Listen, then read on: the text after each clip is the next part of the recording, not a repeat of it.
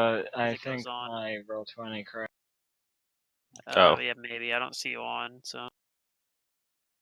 No, I'm like super tired today because yeah, work went really long, and then I didn't take a nap, so fun stuff.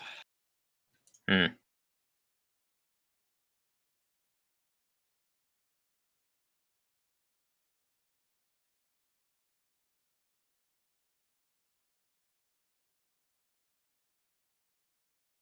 But so actually, it wasn't really that long. For some reason, I was just the last person there.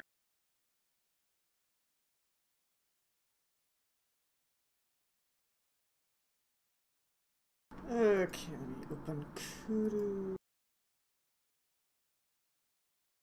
Something you guys should just be careful about. Don't learn how to do too many different things at a job because they'll make you stay. You'll end up being the last person because you do too much shit. You know, when I worked a job like that, I was like desperate for that though, because that meant more For the extra hours. Yeah. Yeah, that's fair. That's fair.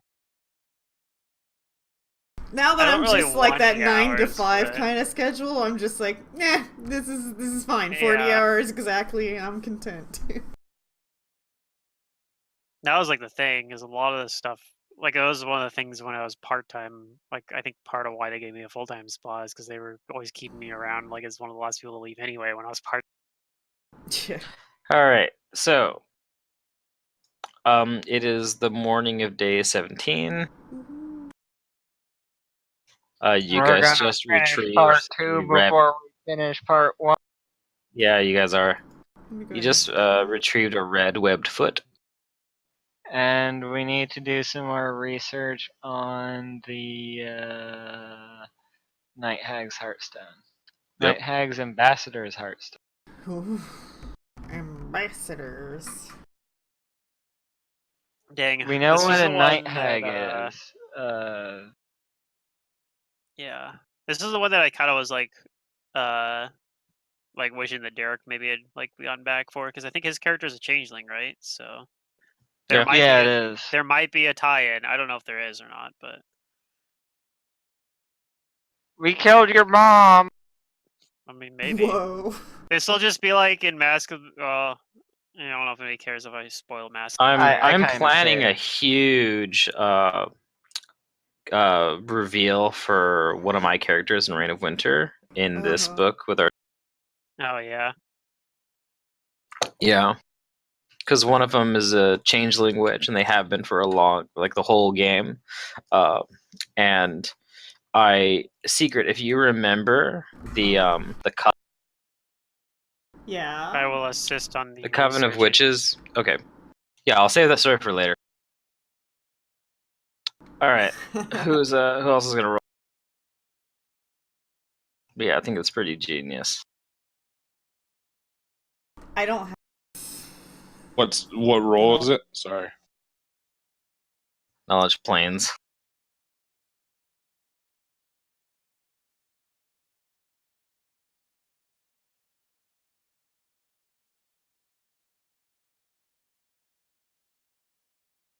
Okay. So yep, you get some good help there, Mantis. Go ahead and roll a d12 plus your intelligence modifier. I'm pretty sure you'll deplete the HP here.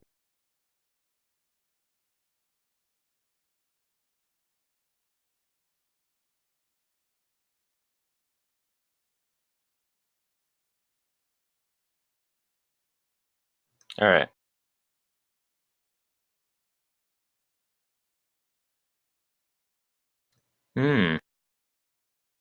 Alrighty. You deplete the rest of the library. Dang, that was fast. Oh yeah, because you guys had done it. You had done some Research research on it before. already, yeah. Okay, so I'll repeat what you learned last time. So the original piece of information you got was Lowell sought the Heartstone of a specific hag, an ambassador and soul trader named Quaviandra. You also learn all of the normal qualities that a Night Hag's Heartstone has, and you know that this specific hag's Heartstone will retain its magic for 1 month out of their possession rather than 1 day. Now, the new information is that you find that a register of extraplanar diplomats lists this Quaviandra as an ambassador to the city of Dilathleen, a grim city of basalt and one of the Dreamland's most notorious havens for vice. Oh my. According to a diary brimming with spiteful rumors, Quaviandra has an unnecessarily large retinue of retainers and an insufferably imperious man. This is the sort of place we might run into Safa in, right? More like Secret's new character. Oh, wait, which one? Oh, from Mantis's game? The Oh! World. And does anybody here remember the haunt that you triggered back in the caravans? Yep. Which one? No? Mantis, which one do you remember? You talking about the one that we went to I the room remember where the they wanted us room to of dinner? people fighting. Mm-hmm. I don't And think there you were any noticed other that, haunts. but you noticed that one of those people seemed to be like this crone, this elderly hag looking. And you think that this might actually be the person, this specific ambassador that the information is talking.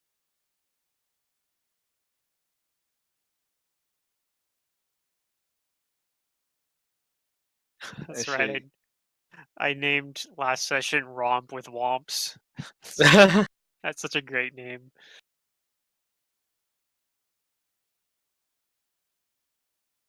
But yes, aside from all that information, you learn the proper phrase that'll allow you to reach Dilathleen. I guess we go there tonight. Yeah, Only Do you? I don't see why not. 5,000 experience Okay. away from leveling. So, unless anybody does anything that day, go ahead and make me the knowledge arcana, I believe is what you're using for the ritual. I want to like possibly prepare some different spells, maybe. So Yeah. before we go in, so we're expecting this to be like a kind of weird urban kind of setting, right? Sort of, maybe. It does. Dilathleen is a city. Yeah, we're dealing with diplomats, so I might want to bring like I probably want to still bring some combat spells. I'm sure because something bad might happen, but I don't know. Then again, I'm a magus. Most of my spells are combat spells.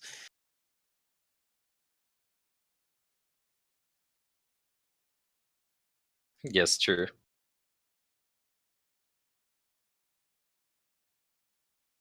All right. Well, I'll Mm, switch things around a little bit here, but I don't think I'm actually going to change all that much in the end, really.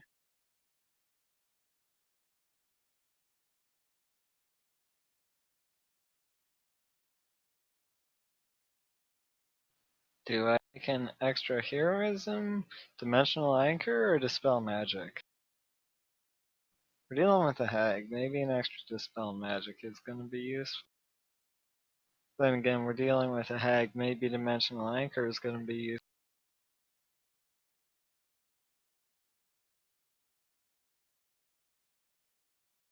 Whatever. I believe in Pluto's ability to dispel magic. I'm going to bring dimensional. I don't know why. I don't actually have any way You're to. trusting that unreliable You're spell. trusting the person with the level drain to do a caster level check. Like you always roll higher on caster level checks than I do.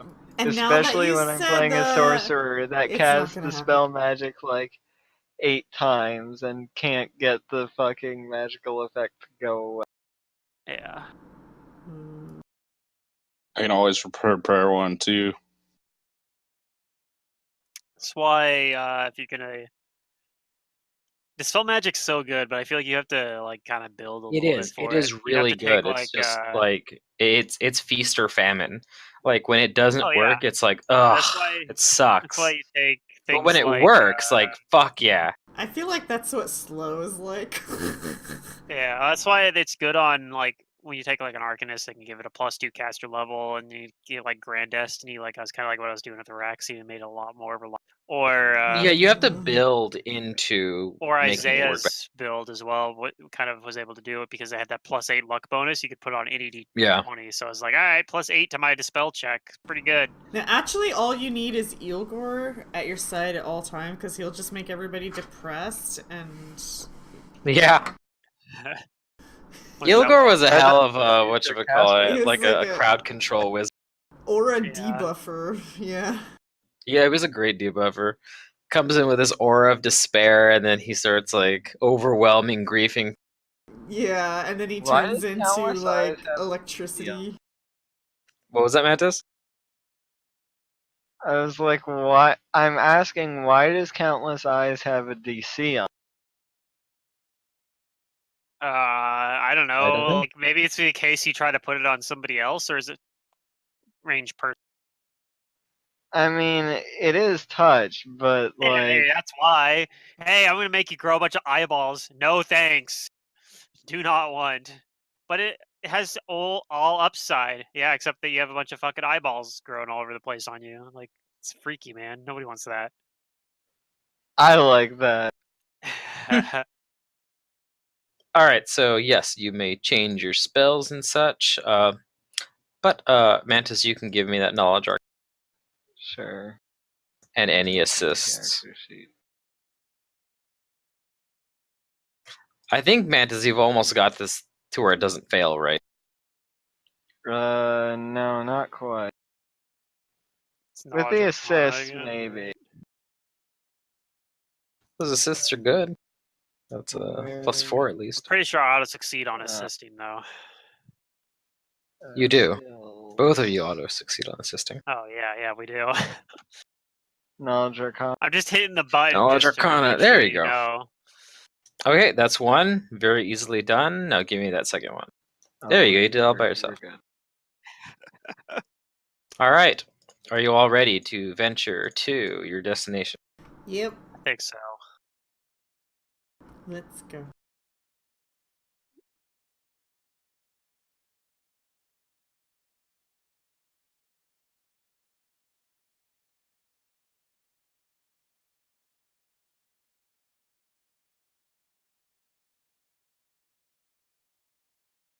What do I get at level 9 anyway? Not much. I think I get a higher arcane pool point.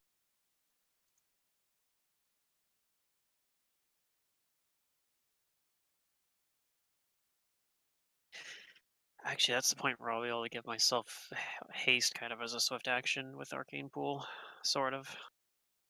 The attacking part, at least. And I need to like do something about Secrets Familiar because I keep losing. Can't you just assign it a character sheet? I could.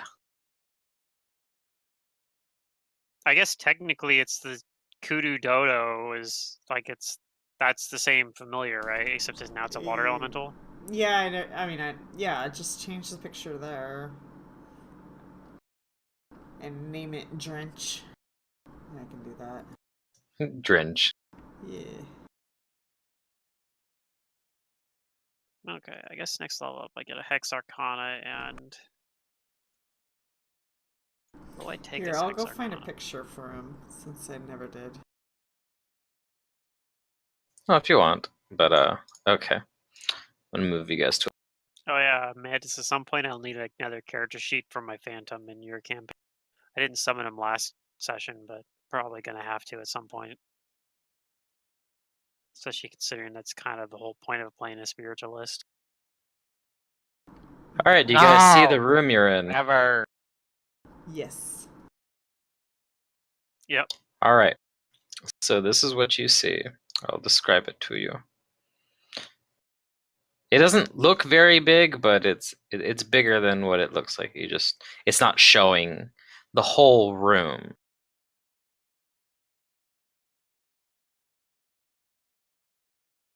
Okay. All right. Let's see, where is it?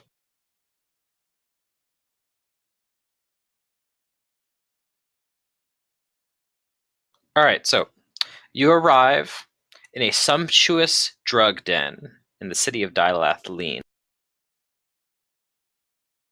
This spacious, round room has a vaulted ceiling barely visible through a haze of blue smoke. Soft, round couches cover the floor, along with several golden braziers, ornate hookahs, and small tables. The curved wall is pierced by curtained archways leading to small private chambers. And you see several humanoids of different races, although like the predominant human race are they look like material world human natives, but they all kind of have these like sullen features, like saggy bags under their eyes and like grayish faded skin tones. And everyone here is relaxing in some way and partaking of various recreational drugs.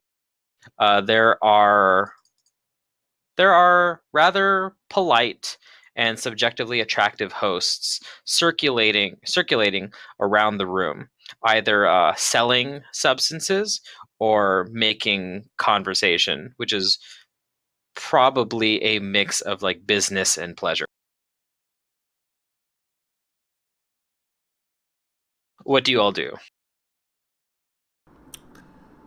Oh, I don't know. I'm just gonna look around, I guess, to begin with.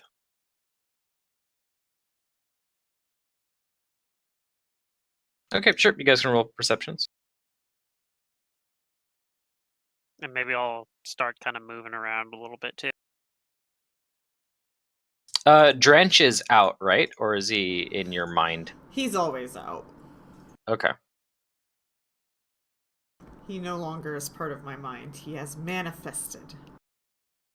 He's no longer fettered by your mind. Yeah. Okay, I got a perception from Vingrim, from Mantis's super long name, and I need one from Cormac. Oh, I need to roll perception. I guess he does as well. Skills, perception.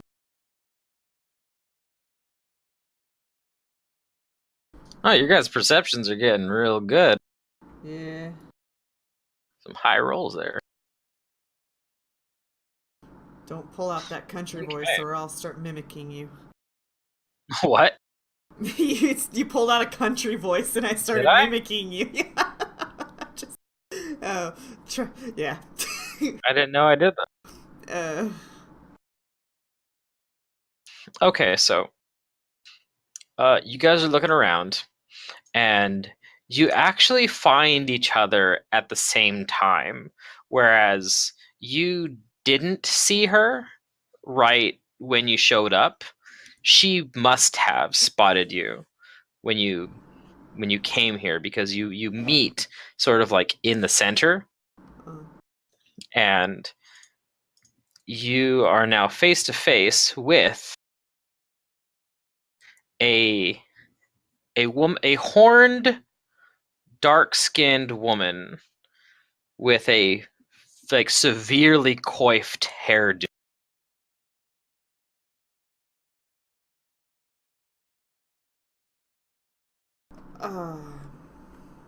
You see the token? Yes. Yep. He's zoom in. She looks familiar. She actually does look familiar.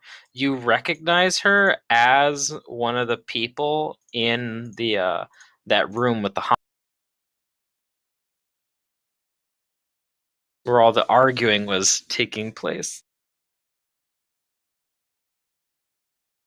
Should we just get down to business and ask her for what we want? Yeah. If you want to say something to her, you can, but she's gonna say something. She looks like she wants to say something to you as soon as she finds. Okay. I'll let her say something. Okay. She moves over to you.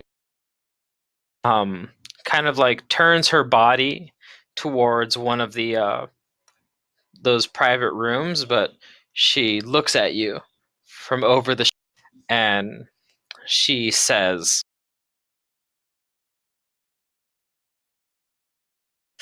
"You four, you're not from around here, are you?"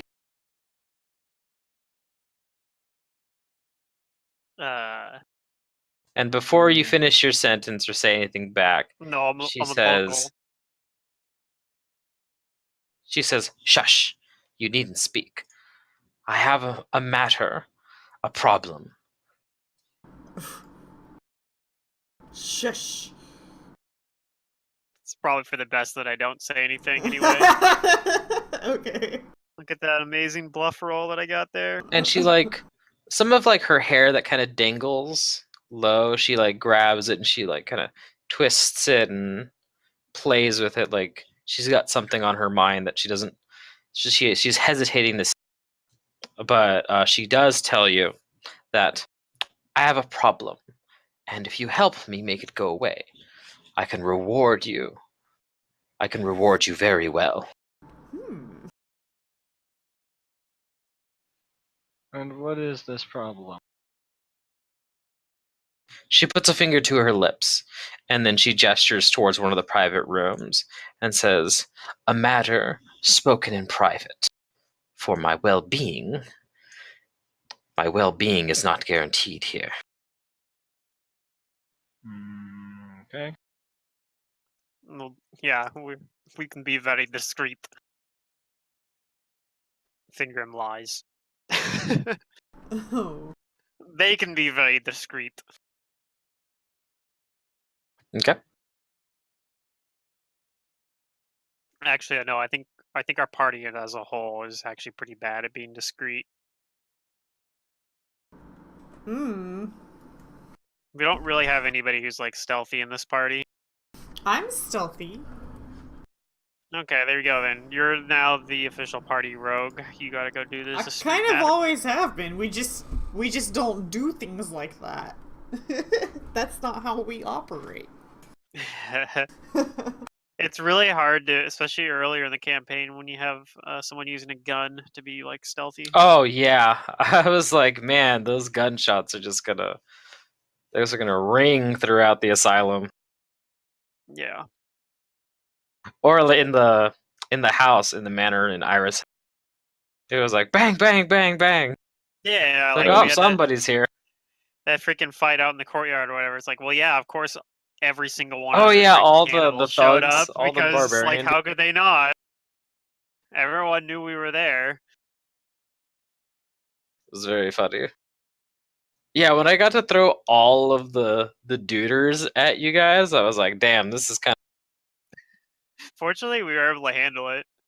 I think. No, I thought it was a fun fight because you guys, could just mow them down. Yeah, I think Sister Maria at one point intimidated 12 of them or something. Oh stupid. yeah, and I set them on fire. Yeah, Like 6 of them. That's when I finally figured out how to tank. Yeah. Alright, so we're in a private room theoretically. Mm-hmm. I'm gonna look around the private room. I'm looking for fucking sound recording devices. Not really. All right. Have the CIA implanted a bug in this room? Oh yeah, definitely. This is bugged. It's a bugged room. Oh Yeah, my! bad. It needs somebody Rot. to use cockroach spies, like the spell or whatever, the druid spell. I was gonna Spot say right those now, unusual insects. Sorry, what was that, Grim? the rod is a battle axe right now. That way I don't have to. Oh, you're carrying a battle axe? Okay. Yeah. Okay. Then Yeah, you don't see anything like a recording device or any unusual insects. Anything else unusual? Does it actually seem like this room is like it seems like there's just a curtain? So does it actually seem like we're not likely to be eavesdropped here? Does this seem like a secure location? Not super secure, but I mean, even the curtain, it's not completely see-through. Like, it does hide whoever's in it. But you know that if someone were to eavesdrop, you probably would notice them because you could see their feet, not, Yeah. through the bottom. So it's not a super private room, but there's enough transparency that, someone on the inside could notice someone lingering on. Okay. So she tells you that I have had a problem following me wherever I go. Not long ago, I received many ill gifts, poisoned food, delivery of a cursed item, and was ambushed. Someone wants me murdered. Oh no.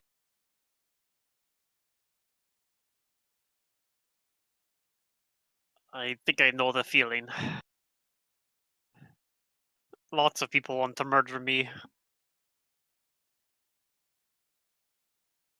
Yes, and it must be one of the curs that I have in my employ.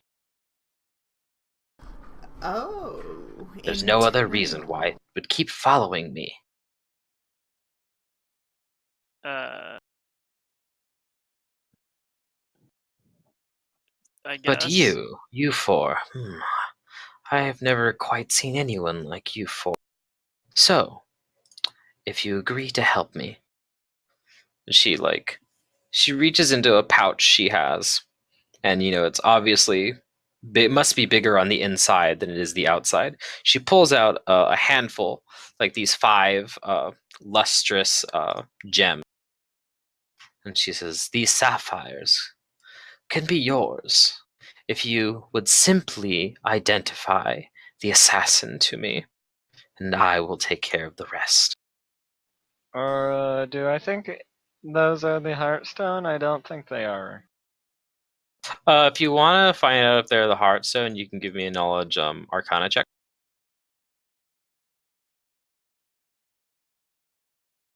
You're pretty sure those are not Ahag's Heartstone. And if you give me an appraise, I can tell you how much you think they are at a glance, how much they're worth at a glance.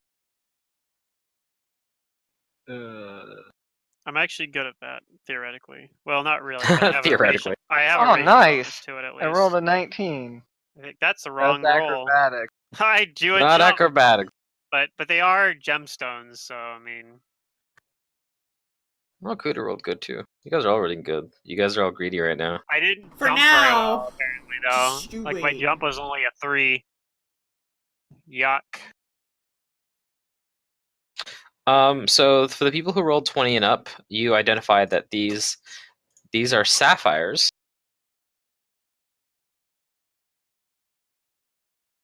I think you may be cut out. Yeah, I did cut out. Had someone at my door. Anyway, so you all identify that these are sapphires worth roughly 1,000 gold each. So they're pretty.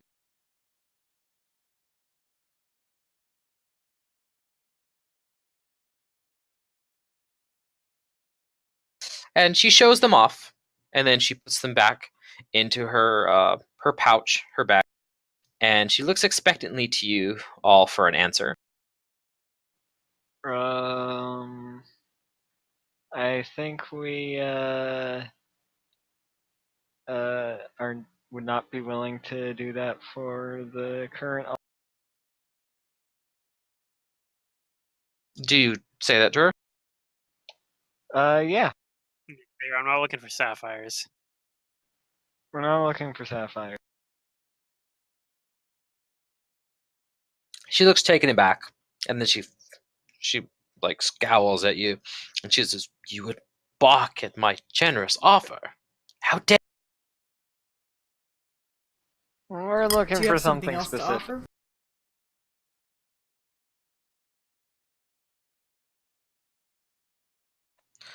And she says, "Then tell me what it is your greedy heart wants." Ooh.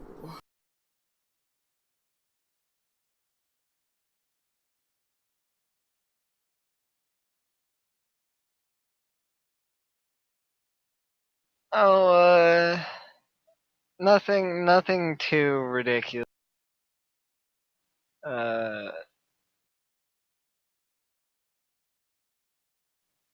what are we looking for again? We're looking for looking for her heartstone. She probably won't be too happy when I say that. So, Wait, Yeah. wait.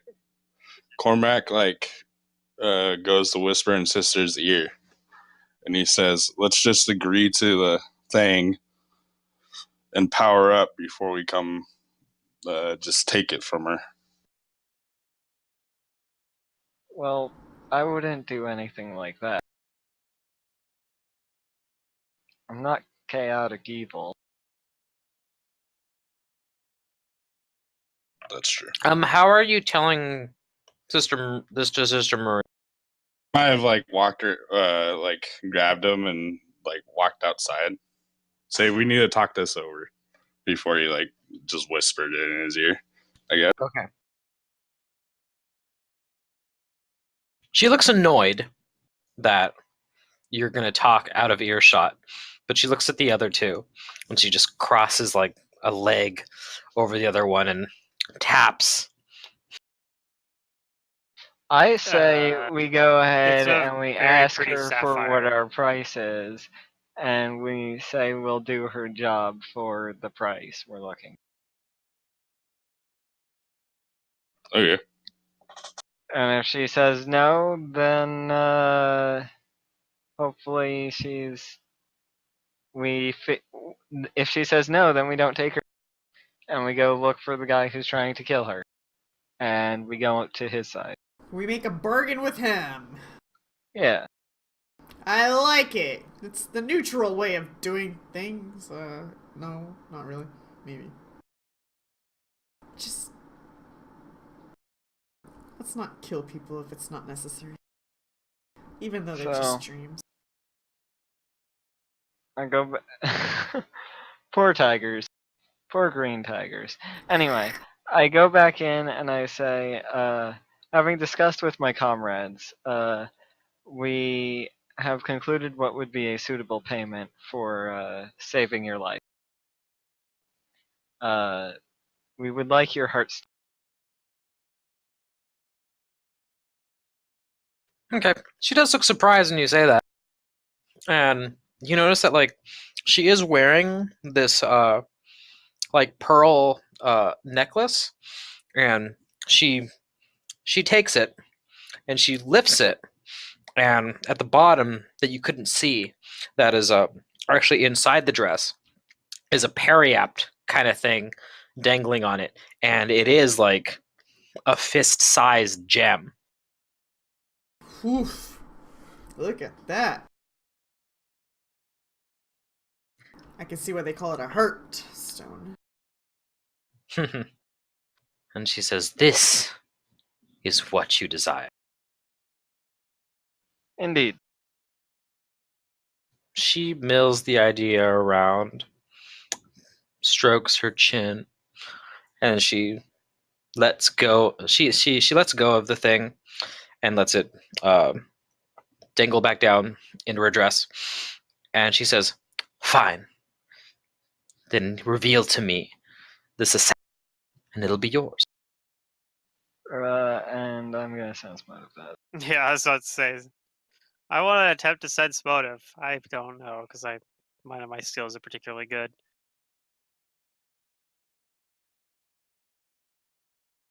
Why is my level 4 character better at sense motive than this character? I don't get it. I'm not sure I'm good at sense motive.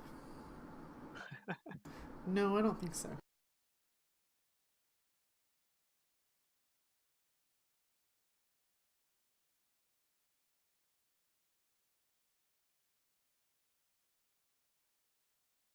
Okay, just a moment.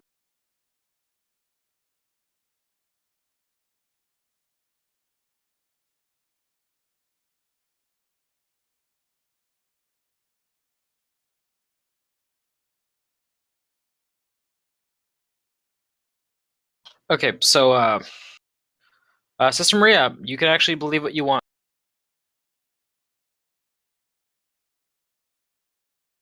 Okay.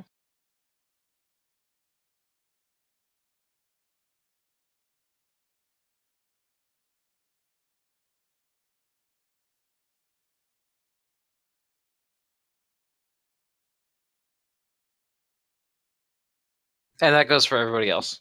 You can believe what you want. Will do.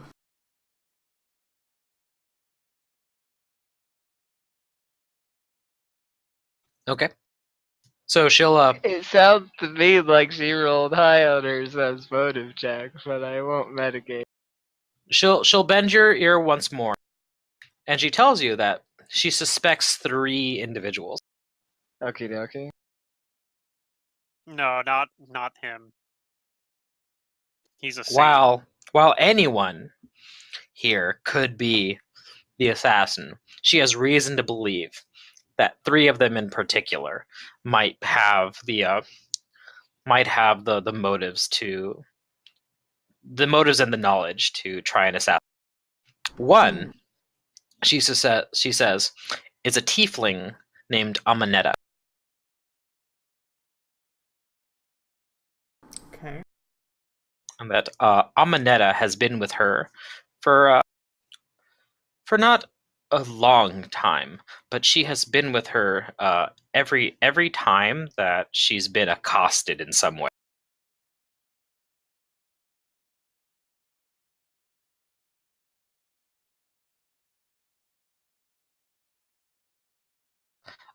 There's another person, a Dilathian human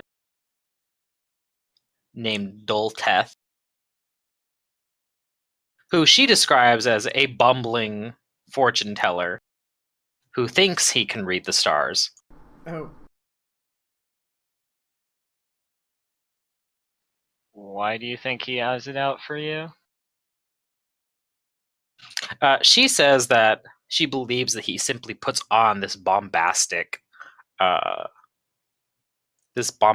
facade to hide his real intentions, because she's convinced that he has a prodigious skill at lying.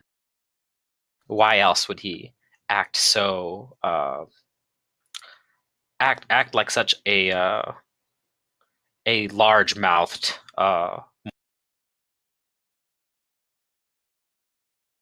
I don't know. It's not my forte. I don't that know. She's and skeptical. she's Does show skeptical future. that he simply he simply likes being within her because of the attention it gets him, and she believes that he's really just trying to spy on her to give whoever it is that he works for correct information. I don't understand. If you dislike him somewhat, why don't you just kick him out? She says that it is not for my hands. It is not for me to dirty my own hands. I mean, how did he get in your retinue to begin with? I'm not sure I understand this. She scowls at you and says, "I'm not paying you to ask more questions." I need to know these things in order to answer your other question, Difficult. I guess. Difficult client. The more information we have, the more likely we are to solve this mystery. She says that she entertained his abilities to read the stars and provide profits, but she simply hasn't gotten around to dismissing him yet. Okay, and the last person? And the last person she says is a human musician. Ooh. Okay. A woman who has been performing with her people for a little while, and while she says that she plays well, a little too. She's suspicious of the way this musician always seems to curry the favor of everyone that they that they that she's probably acting as an informant for whoever it is that wants to kill. And what's this musician name? Kavriki.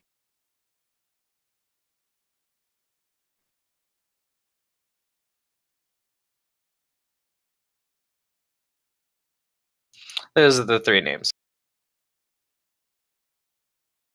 Okay.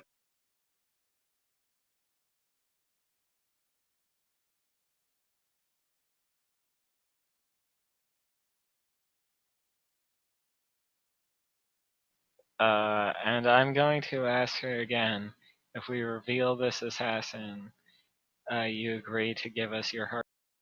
And I'm going to cast Discern Lies. Or has a spell-like ability for her response.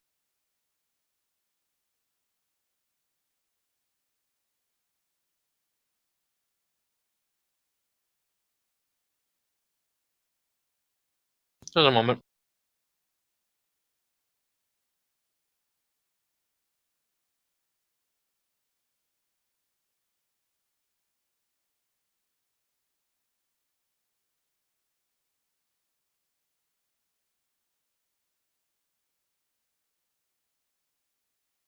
Okay. So, I mean, she recognizes you casting that spell. It's a spell-like ability. You can still spellcraft spell-like ability. abilities are Okay. still, yeah.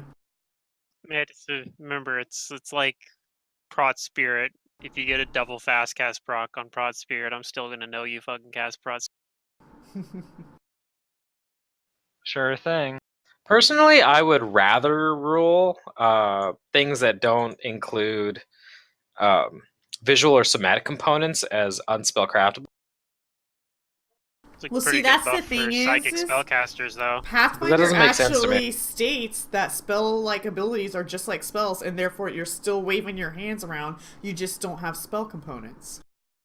Yeah, I mean, it's just weird because it's like unless you have like a constant detect magic or something going, it's like not having to speak anything or wave your hands around or whatever for casting a spell should be like difficult to.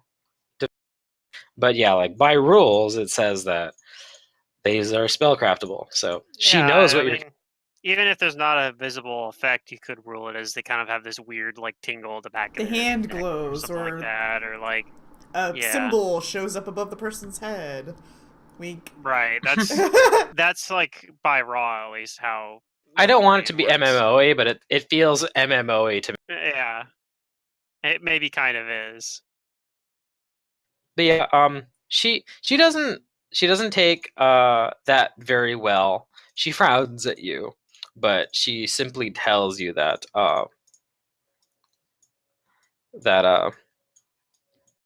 if you want my heartstone, then you will do this for me. Very well. Deal accepted. And I reach out my hand to shake her.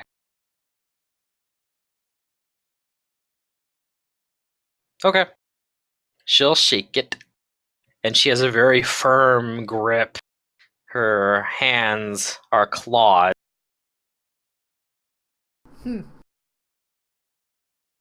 Claw. The claw. Okay.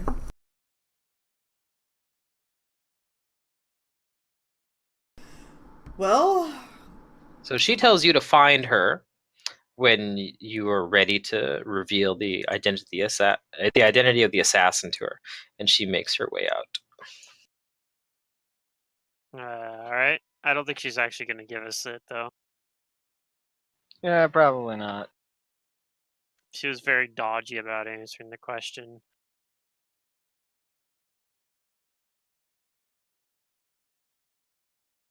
Well, I mean, in a Not world where people exactly. have magical truth serum, Oh yeah. People will get very offended when they see you trying to use it on them. Oh yeah, no, I agree with that. I understand that, but yeah. In fact, that only gives people more reason to not give you what A they say. straight answer, yeah.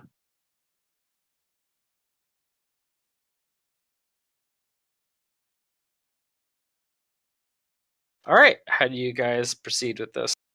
If you want to Well- find these people she talked about, just tell me that you're looking for this person. Let's go up to the artist first. I because wanna go mingle amongst the people. Okay, so And I heard Secret and I heard Mantis, and I heard what you guys want to do. So one at a time, I will handle and GM what it is that. go ahead, Secret. So Kudu, I know you wanted to go find the artist, and Sister Maria wants to mingle. It was an artist, right? Or was it a singer? Yes, you're correct. An artist, Artist, yeah. specifically a musician. Musician, right? Yeah. Okay. What about Fingrim and Cormac? Cormac will go try to find the fortune teller. Okay. And what about Fingrim? I'll stick with Kudu, so we don't split up entirely. Okay. So then, Kudu and Fingrim, if you want to mingle, why don't you guys roll me diplomacy checks? Unless there's something you Yes. wanted to do. No, let's do it. That sounds Mingle. hilarious. Let's mingle. I'm totally out of my element here.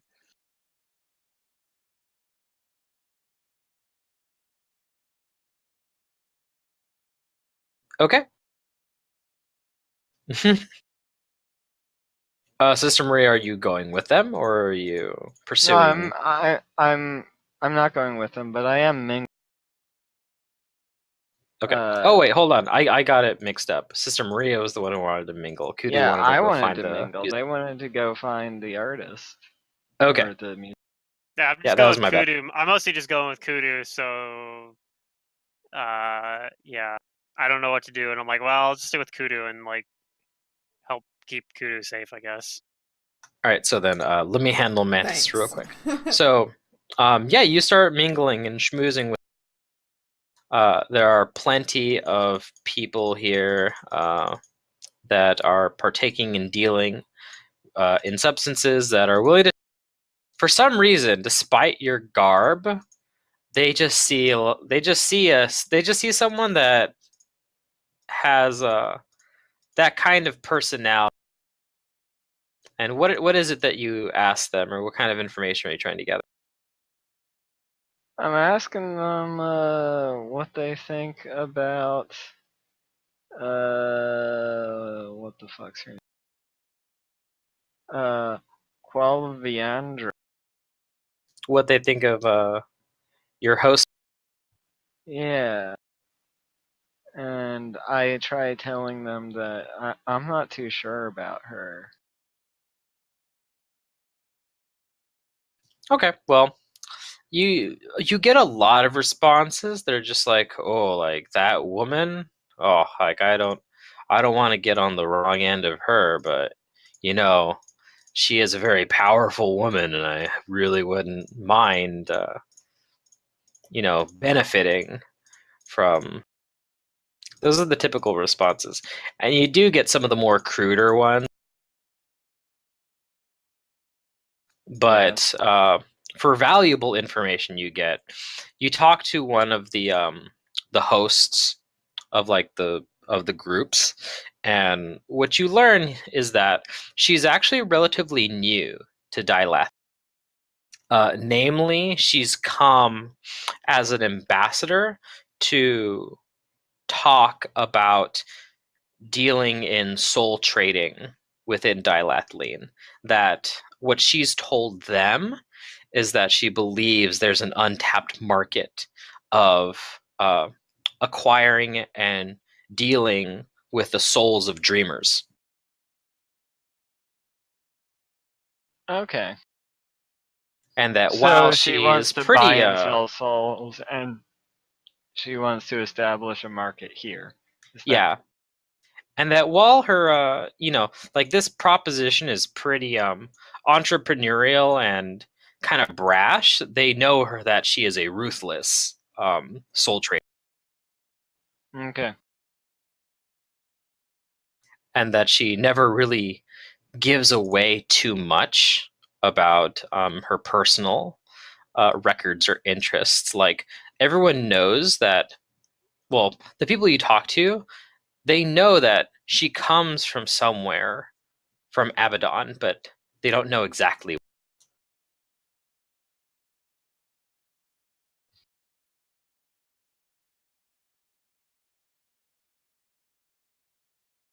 Okay. All right. So for Kudu and Fingrim, you guys, it's not difficult to find the music.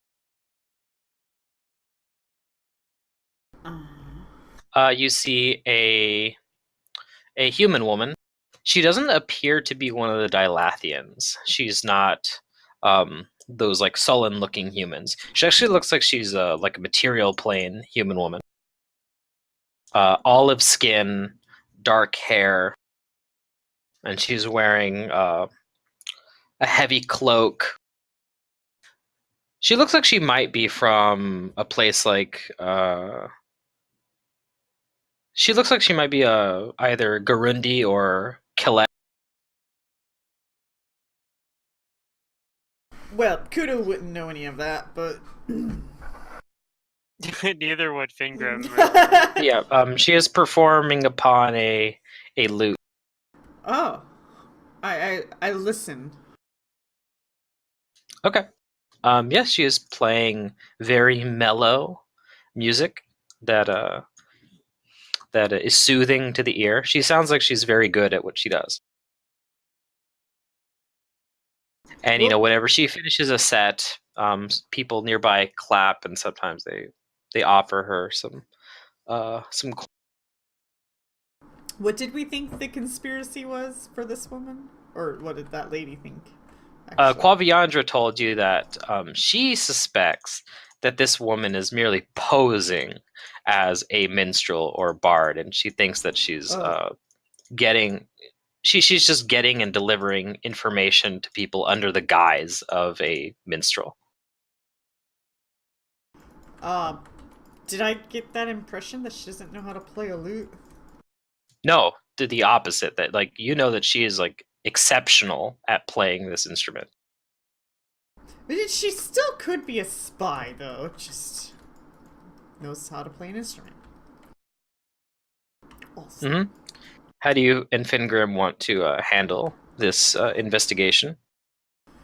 I'm going to, when I get a chance, ask her. Like between songs, maybe, or something. Yeah. I recommend. How long has she been playing the lute, or does she play like other instruments? I give you like some like, does she have anything? Does she have like a tip jar out or something? Like, yeah, I don't she know. does. She does. Okay, then I'm going to make sure that, like, I'm gonna basically like whisper to Kuda, like, maybe towards the end of the song, like, if you want to ask her a question, you should tip her as well, because it'll probably make her more willing to answer like whatever you're talking about. And I'll give her like some money, even though it's not real money because we're in a dream. But Right. I'll give you some of the money that I have, and be like, yeah, you should tip her. I'll do that. I'll tip her. Okay, you do. And then that way when you ask a question, hopefully she'll be more likely to like answer favorably, I guess. It's my contribution. And as you do, she nods and looks at you favorably, as if to thank you silently. Yeah, so I ask her about other instruments. If she plays Other instruments she plays? Yeah.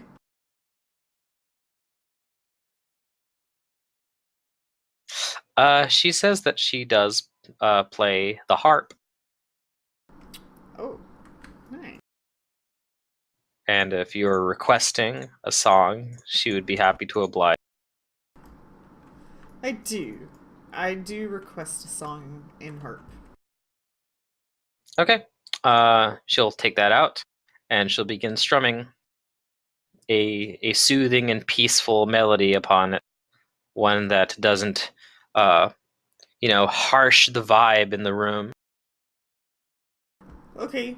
Well, Kudu's satisfied. She's a musician. At least that part's true.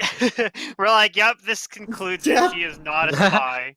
If All right, sister I'll come back needs to you more, two in a moment. she can find out he can find out himself. Cormac, so you're going to go find the other guy, right?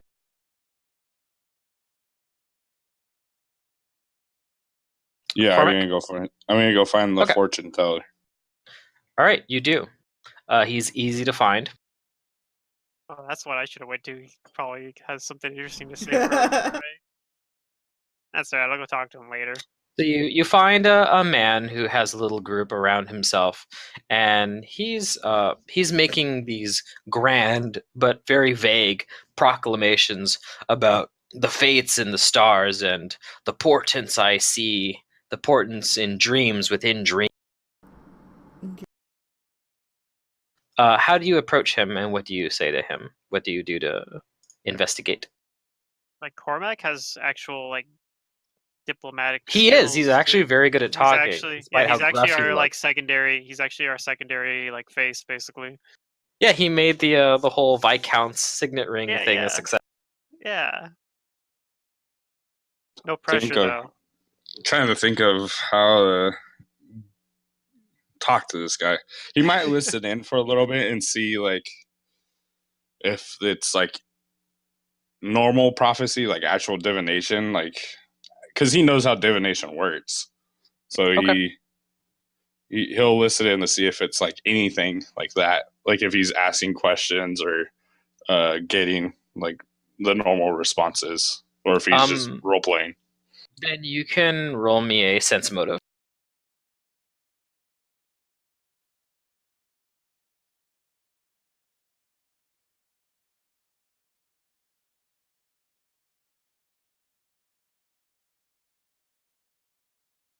Okay. So you listen in for a little bit. Kind of like in the back of this group, just trying not to stand out that much. And while he is very while it seems like he goes to great lengths to use a hyperbole to strengthen the things that he's saying. You actually aren't sure if he is lying or not. You think that maybe he's just, eccentric and able to divine. Eccentric and probably has a really big ego. So performing, basically, kind of. Well, performing, but you think he actually might be able to, tell portent. Yeah, he could actually do it, but he's putting a performance into the act of doing it. Yeah. I guess he'll ask. Give me a second. Go back to his sister. I'm gonna think on the question to ask this guy because it's kind of Okay. Yeah, we'll move on to I Sister know what I would Maria. ask him. What do you do? What do? I suppose I am going to find the last person that, now that I've talked to just people in general, that the rest of my friends weren't finding. So I'll go find the teacher. Okay. You do. And you find her without too much trouble.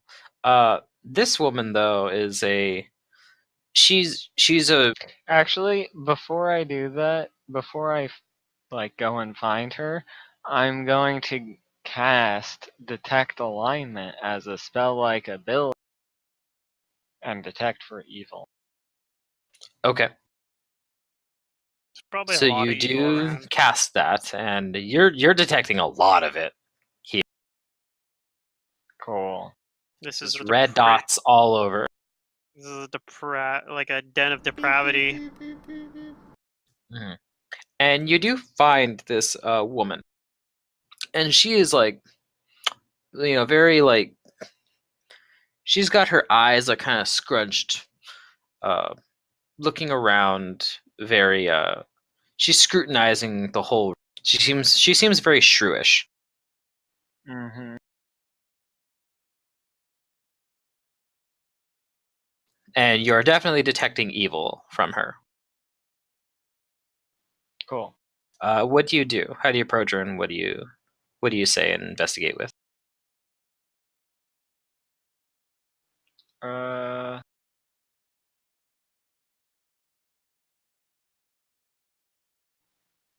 gonna, ask her what's her deal, and I'm gonna say that I'm not so sure about our our host, especially regards of soul trading. I don't not really into. What do you think about it?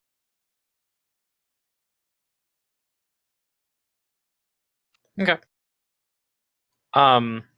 She looks at you, and she'll just go right into indulging you in your.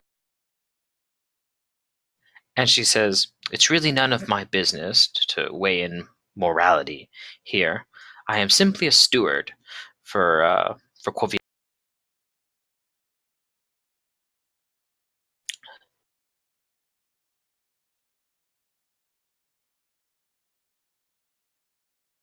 And she says, "If you're implying that I have some kind of a apprehension, or uh, or uh, or if you're implying that I am likely to overindulge in this business venture, then you're mistaken." Oh, why is that? She says, "Because I just told you I am a steward for Miss Claviendra. It's my job to be very perceptive, and to remember all of her."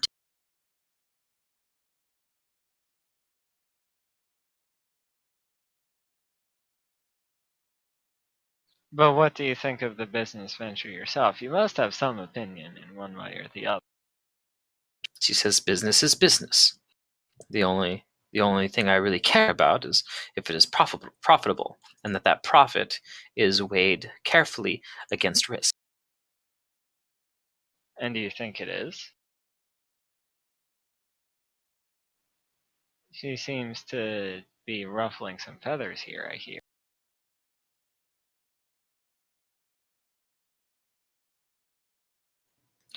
She says to you, "Whatever the reason that that unfortunate circumstances have befallen, I can't say one way or the other whether it's because of her entrepreneurial investment."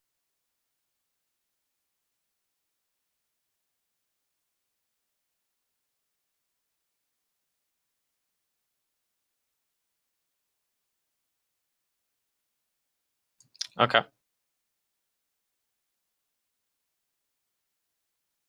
So as you're talking with her, you ask her like a few more questions. I'm assuming maybe even like kind of talking about you kind of with that last question you asked and her response, you might be whatchamacallit, subtly questioning her about, yeah, like these implications and uh unfortunate circumstances. Yeah. And what you learn with your sense motive is that she is trying to bluff you. That she's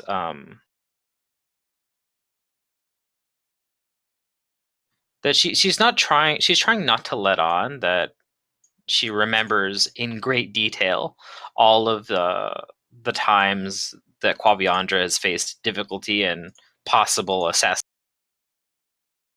Like she's trying to hide that she knows like what's been happening. But you don't think that she's trying to hide it because of any villainous motive. It's more like she's trying to hide it because she's just trying to make sure that she stays innocent of any possible wrongdoing regarding her ambassador.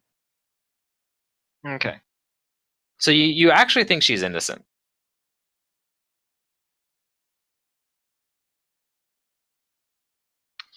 I'll shake her hand and I'll say it was nice talking to her, and I'll move. Okay. Okay, back to Kudu and Fingrim. You guys are still with the musician, listening to her play her harp. What do you do? Nothing. Maybe return back to sister. Okay. What do you think, Fingrim? Yeah, I'll follow Kudu. Yeah, we're convinced. We're like, yep, definitely. Yeah, she's Okay. musician. She's a pretty good musician. I'll combine you two, and you meet up with each other. Cormac is still, I guess, is Cormac still investigating the other guy? Yeah, he had a question. He was trying to think of what he wanted to ask. So okay. Are you still thinking about it? Yeah, I might as well just bring everybody if they want. I can't really a good question to ask them. So did you want to rendezvous with the group? For a fortune telling. That's true. Yeah, he'll step up and ask the guy to read his fortune. Yeah. Good choice. I actually have a specific fortune I want to ask him about. Psh. Yeah, but Cormac's already there, so. Yeah. But I'll be approaching Cormac since you guys say that the other person is definitely in it. I don't say that. I just say they're a pretty good musician, and that's about it. Like, well, you think she's actually the spy? Like, I don't know, maybe. Well, I don't know, but she's definitely She's a good musician, though. Okay. So you ask him to read your palm or to tell you a fortune, and he tells you that he would be happy to. However, he would appreciate a small gift for performing such a service, A and he true would fortune leave teller. that up to you. Put down. He'll put down like 20 gold, knowing that he'll get back whatever. It's not really losing it. Okay. Yep. You pass 20 gold, and he seems satisfied, and he rubs his temples and he says, "Ah, yes, I'm seeing something. I'm parting the veil."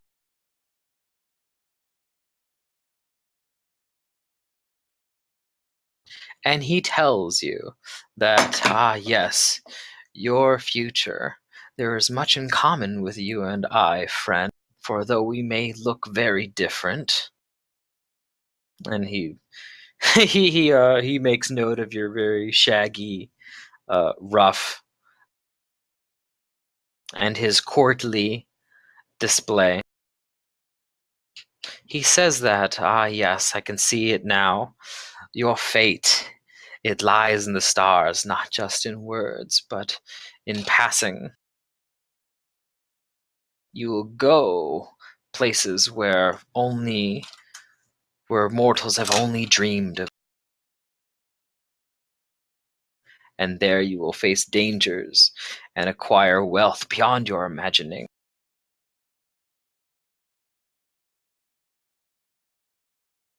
Cormac's My imagining's pretty. Cormac like basically in his head's like, this guy's just telling me where I'm at. We're in the Maybe. dream world. We're acquiring wealth like no other. That's what he's basically thinking in his head. Yeah, but I mean, still, it seems like it's indistinguishable to you whether he's lying or he's like actually telling a fortune. He might just He might be really good at whatever he does. yeah. Divinations All right. are vague. Yeah. No, I know. But yeah, He'll step you back. rendezvous with the others if that's what you want. Yeah. So this is the fortune teller. I have a fortune I wish to ask.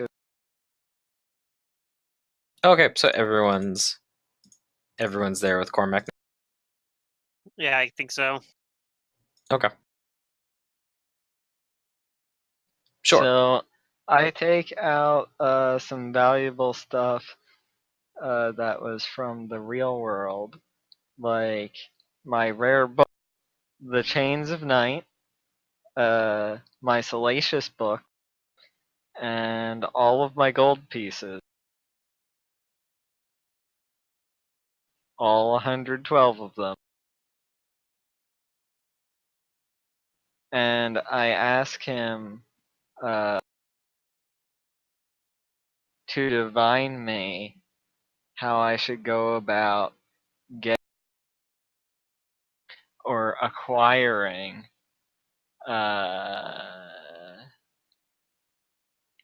Qualviandra's heart.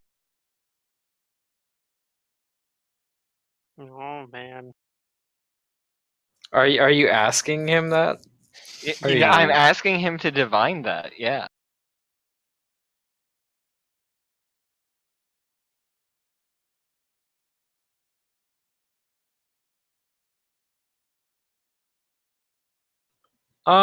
He looks at you.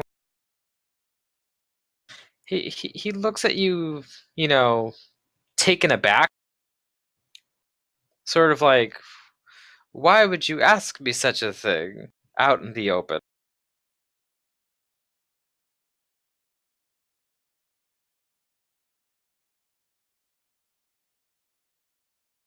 And he asks you, good sir, what would prompt you to act so crassly? I heard you were a diviner, and that's why I came here. I'm trying to just do some business. I'm a He crass fellow. he gets huffy when you say that, and he says, "Sir, you insult me." And he says that uh, he would never stoop so low as to try and aid those who would do harm to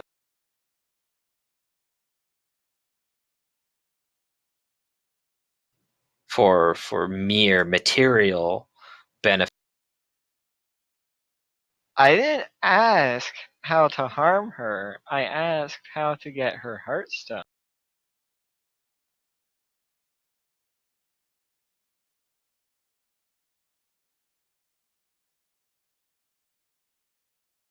He says that his powers of divination are not for the greedy and malicious, and he turns you away. Fingram looks dejected as well because, aw, that means I'm being rejected too.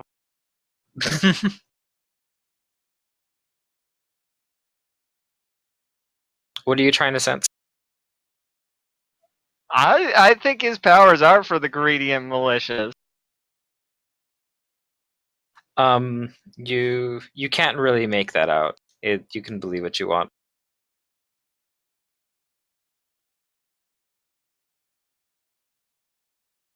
Well, he's obviously here, and a bunch of people here are fucking evil, and he's giving out his fortunes. Obvious lie is obvious.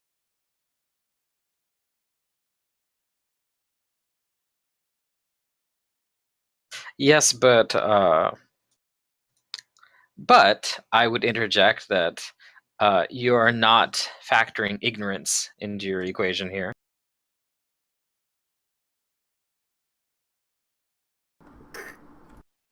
He knows that he's working for somebody who wants to trade in souls.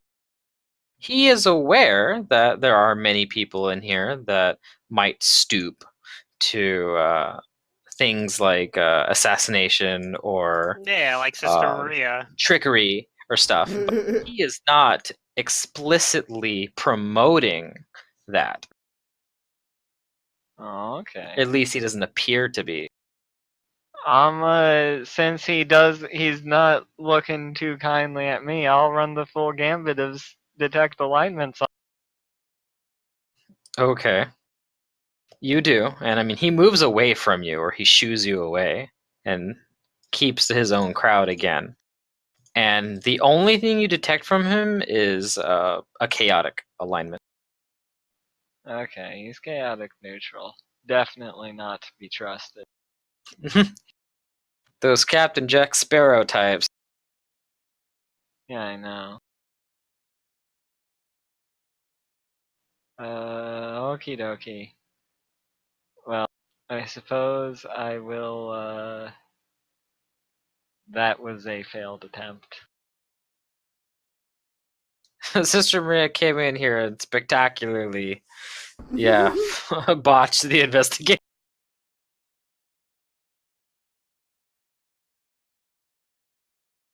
She's like, "Hello, fellow high schooler. You would not. How would you murder our?" I didn't ask about murdering, I asked about acquiring my principal's liver. How would you steal our principal's wallet? I didn't say steal, I said acquire.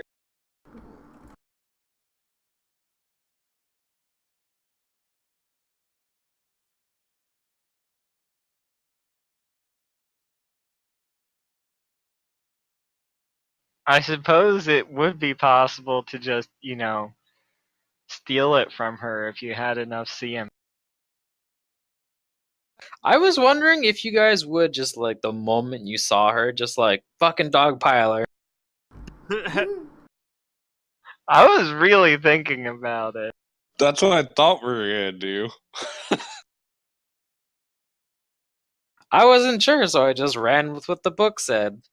See if they want to handle this diplomatically. And I mean, we do have True Strike on somebody.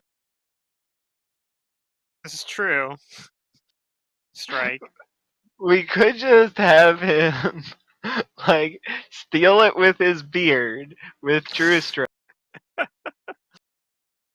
and just peace out if this investigation fails.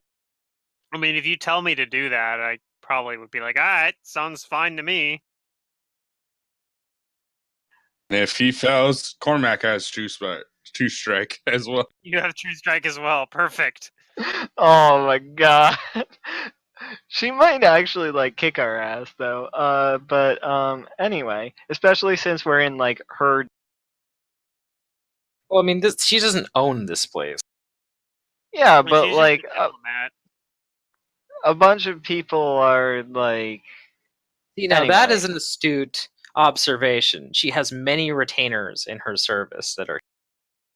Yeah, that's what I was talking Yeah, about. she's definitely dangerous. All of you know, I have True Strike prepared 3 times, actually. Oh my god. I mean, you gotta prepare You like were your planning on best. striking. Us for petting it. You greater Yeah, that's fine. invisibility and just try to take it. I don't have greater invisibility though. I do have invisibility for you, though. Oh, okay. I also have freedom of movement. Aw, even better.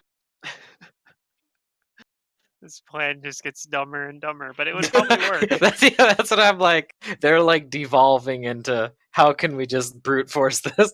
It probably would work. Like, I'm not gonna lie. We might die and get some madnesses along the I way. mean, I'd probably be all right. Probably. Yeah, probably. Anyway, with my many eyes, I'm gonna go seek out the I don't know. Our CMD could be absurdly high though, for all I know. Like maybe it's one of those things where even a plus 20 isn't enough. You could roll a 1. That could happen as well. But I have multiple true strikes, so it's fine. Mm-hmm. You know what? I have another idea. Sister Maria can cast invisibility on me. I can bestow cursor. Then you can grab it. I She know. Probably still makes has it- a Yeah, she'd save probably against make the bestow save curse. versus bestow curse though. I Yeah. know. I was just messing around. So what did you say you guys wanted to do? I don't know. We talking to the artist again? I'm This talking to time the with- bard. Yeah, Okay, this is time Sister everyone Maria wants to going talk. with? Yeah. No. You're like, that'd be awkward. I was already there. Yeah. Okay, so Kudu staying behind. What about I'll Finger? listen from afar. I'll go with Alright. anyway because I have no sense of awkward. I have no. Yeah, I'm Fingrim. I don't give a shit. Oh, and all the Okay. while, you guys are being offered,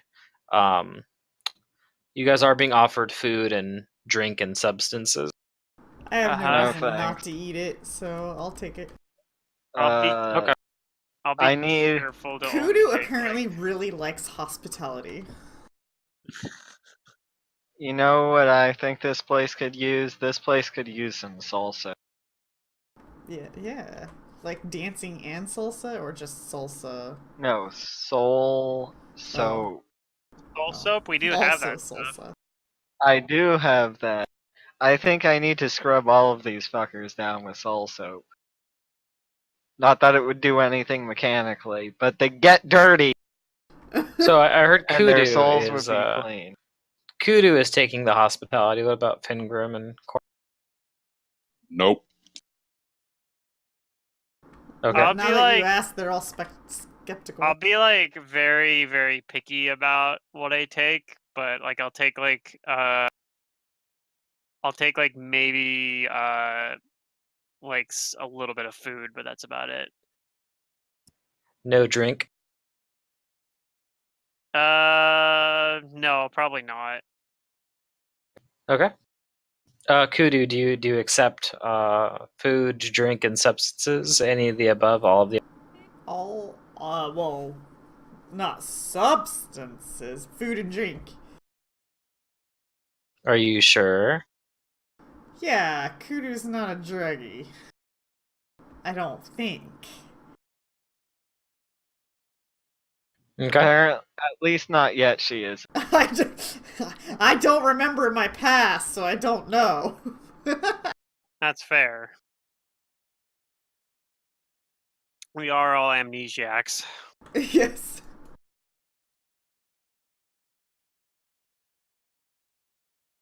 All right. So, Sister Maria, you go to find the musician, and Cormac, are you follow?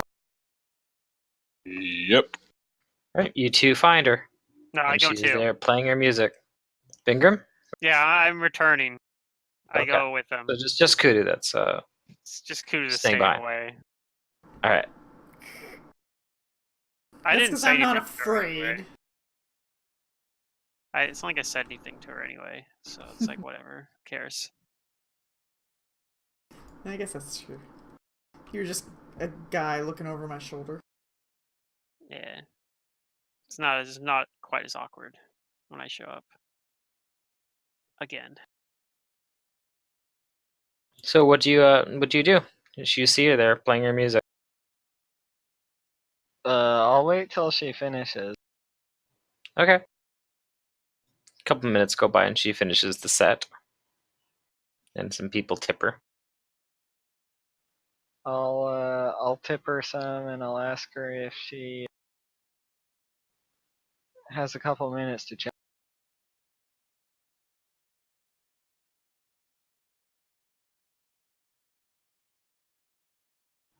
She says that she can speak with you for a little bit to rest before her next performance.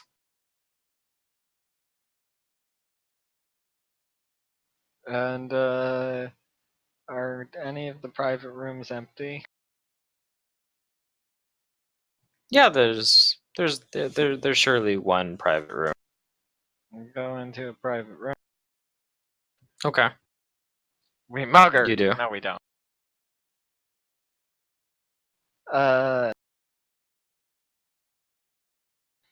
And I ask her, what does she think about the soul trade coming to this?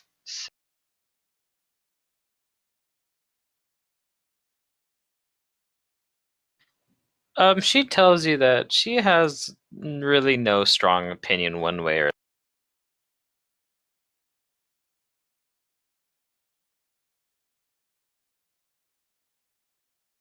she knows that it is a thing and that it's going to happen regardless of what her opinions are of it. If people are foolish enough to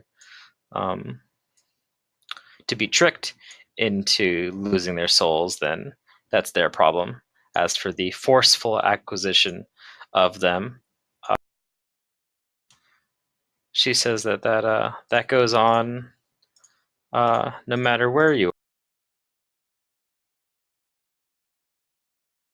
And I say that, personally, I'm against the trading of souls. I think that only my Lord and Savior Jesus Christ should be the one who judges the value of souls.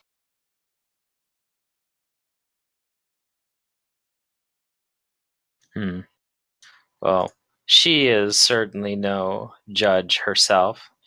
She says that she's just a mere performer, trying to find a lucky break.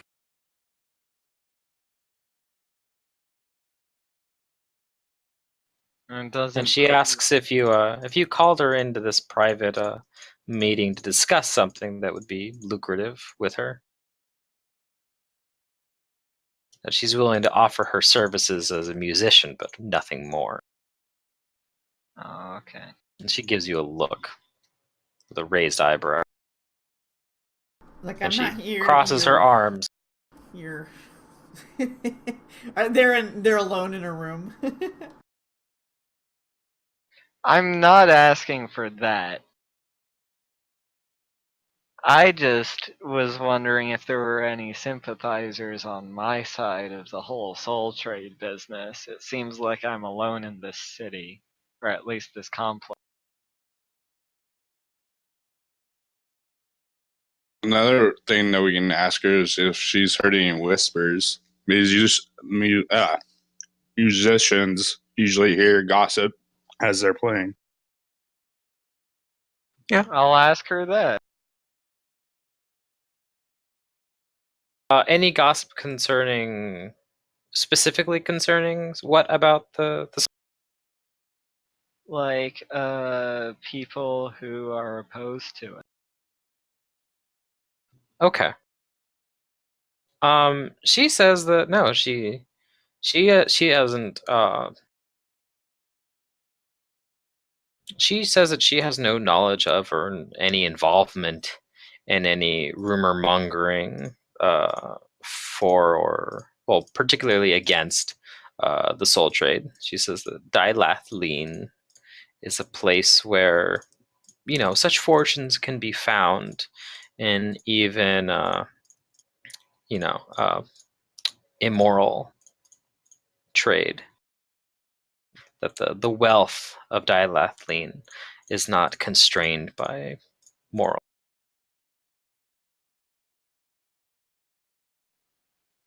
I think she's telling the truth. That's a question.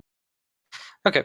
So yeah, I see you rolling all these sense motives, and I know you're like, do I get anything to do there? And I've just been like, so over the course of this conversation, I know you're trying to figure out whether she is in favor of some kind of harm coming to the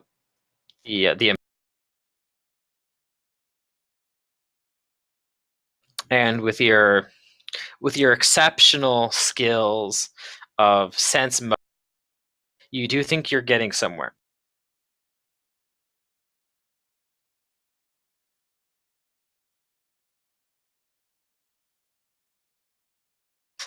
You think that she is bluffing you, that she has no knowledge or involvement in the assassination.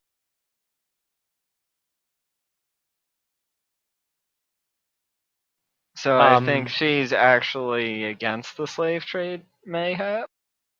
No, you actually don't. You're actually not sure what her moral compass says, but you think after carefully pruning her words and body language that she does know about the assassination attempts, which is contrary to what she's been saying, that she's a mere musician, and you think that it's too coincidental. I see.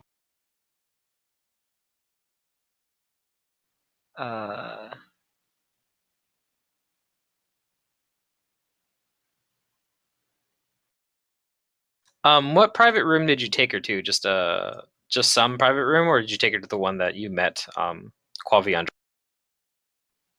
It was bugged. I took her to this room. Okay, so a different one. Damn it. I don't know. We could have been, like, scryed on this entire adventure for all we know. But yeah, you think that she does know more than she's telling you about the assassination. Okay, well, I tried to play good cop. Now it's time for Captain Dr. Sister Maria, champion of Arventon, to turn on back. Whoa. Champion. Yeah, I'm champion of Arventon, named by the only other believers in Jesus Christ in this universe.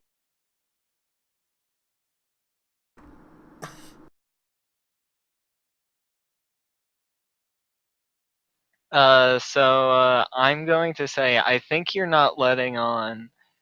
You're not telling me the truth about the things I'm asking about. Now we can do this the easy way, or we can do this the hard way. And I sort of palm my book like I would be, like palming my fist.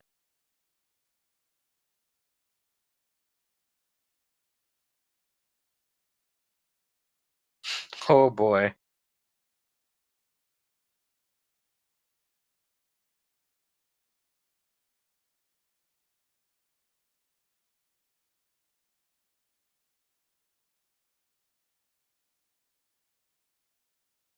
Okay, give me a moment.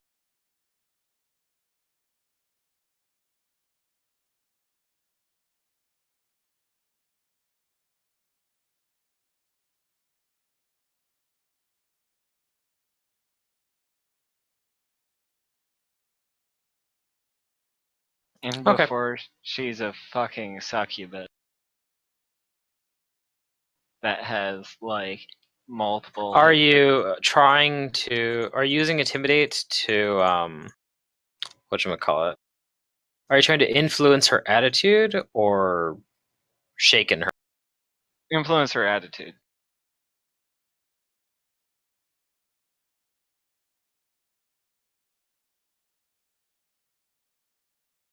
My guess is she's a bard. Right, but you played in Second Darkness, right? Oh yeah, yeah. That damn crazy one. Yeah, there was like that really fucking high level bard that also had succubus, Oh, the succubus ability. bard. Yeah, she's Yeah. dangerous. Yeah. That's what I'm That's a saying. great NPC. And She before this person's actually like that. she's one of my favorite, like NPCs in book 5. This is the one that you meet in that like room, right? Yeah. Yeah, I remember. Okay. You actually barely, not by much, you barely succeed in intimidating her.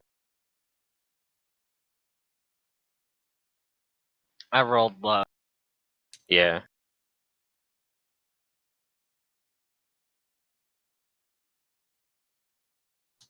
She sits back. Not as laid back and relaxed as before. Very tense, rigid. Holding on to her shoulders and tapping her foot on the ground. And she looks at you and she pulls down her kind of some of the wrappings around her so that you can like see her whole. Mm-hmm. And she says,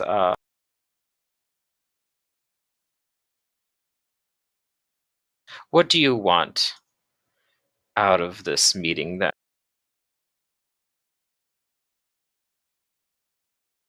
What is the truth to you? The truth to me? I want Qualiviandra's heart. I'm gonna just be fucking honest.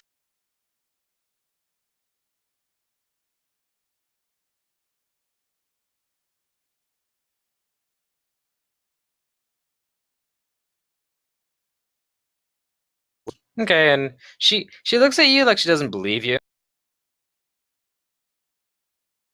But she says, "If that's really all you want, then why don't you just take it yourself?"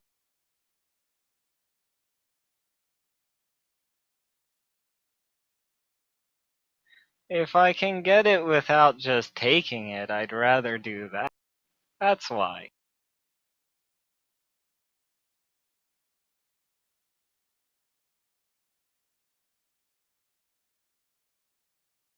The And she Lord said, does say that I shouldn't. "So are you going to try and expose me unless I seal it?"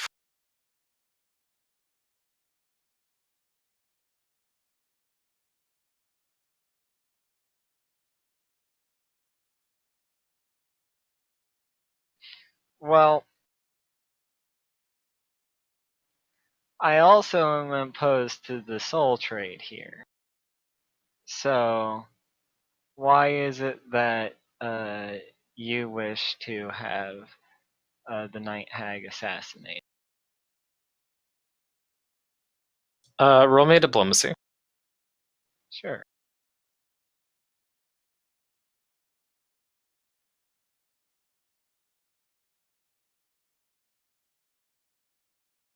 Dang. 3.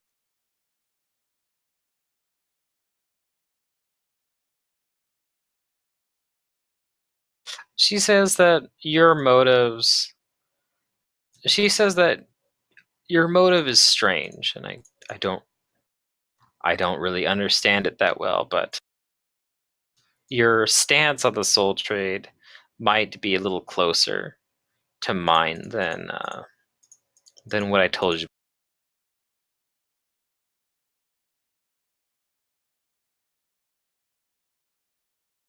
Go on.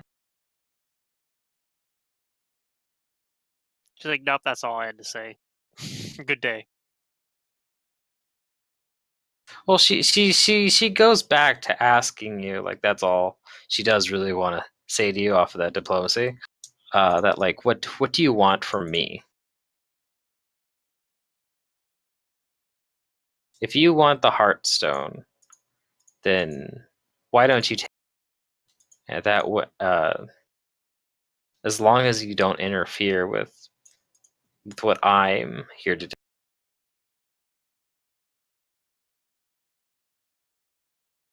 Well,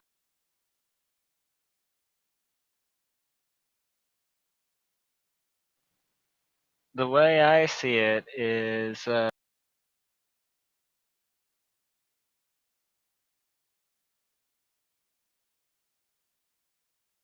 hmm.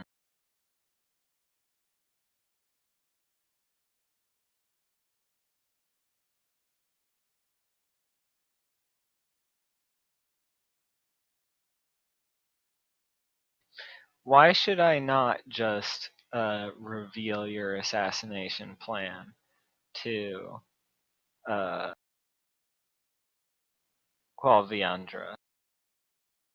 She's agreed to give me her Heartstone should I find the person who's going to assassinate.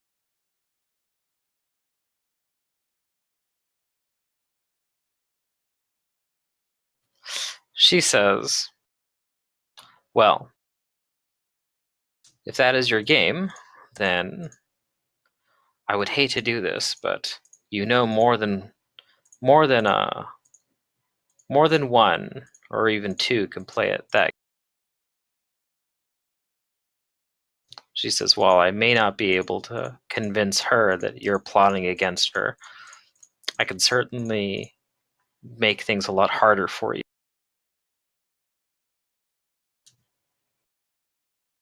Your plot to take her Heartstone won't go very well if everyone here in the venue knows what you're. I can just as easily summon a mob to to make things more difficult.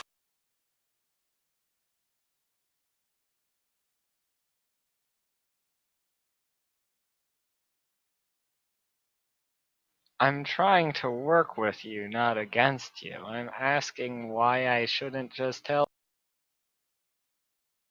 You have a reason to not like her. Tell me what your reason is.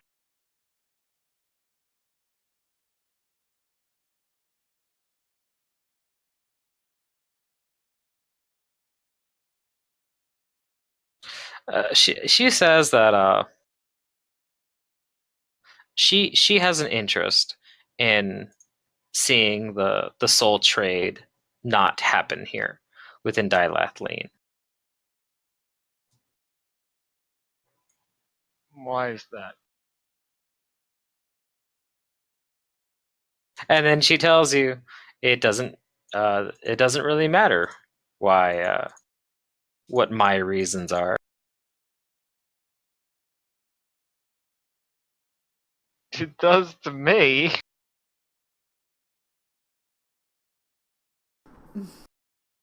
But she doesn't want to tell you. Well, She says if you want the Heartstone, and my mission is to stop this soul trade, and we would only pose problems for each other if we acted against each other. Yeah. Then I can see that are you trying to ask me for? What did you say, Matt? Am I trying to ask her for what? For help? I'm weighing my options. How would you help me? How could She you says help me? that. She says, well, as I said before, I can make this much more difficult for you by getting everyone's attention within the building. Alternatively, I can keep them distracted.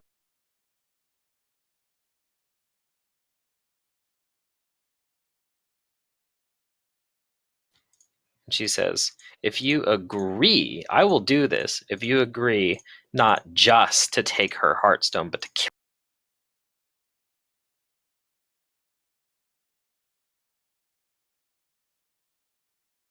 And she says, I'm taking a big risk even asking you to do that. So maybe now you understand why I'm apprehensive. To simply tell some fortune seekers who just want a valuable heartstone. I don't want the heartstone for just its value. It has more value to me than what it's worth. Of course it does. And she says that like while rolling her eyes, like obvious.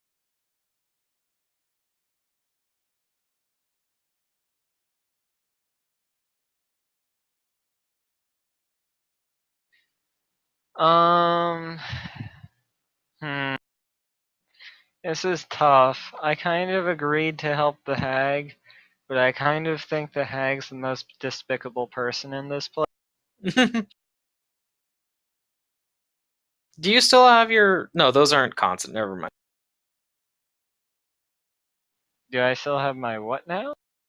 I do Nothing. have all of my eyeballs. Not the eyeballs.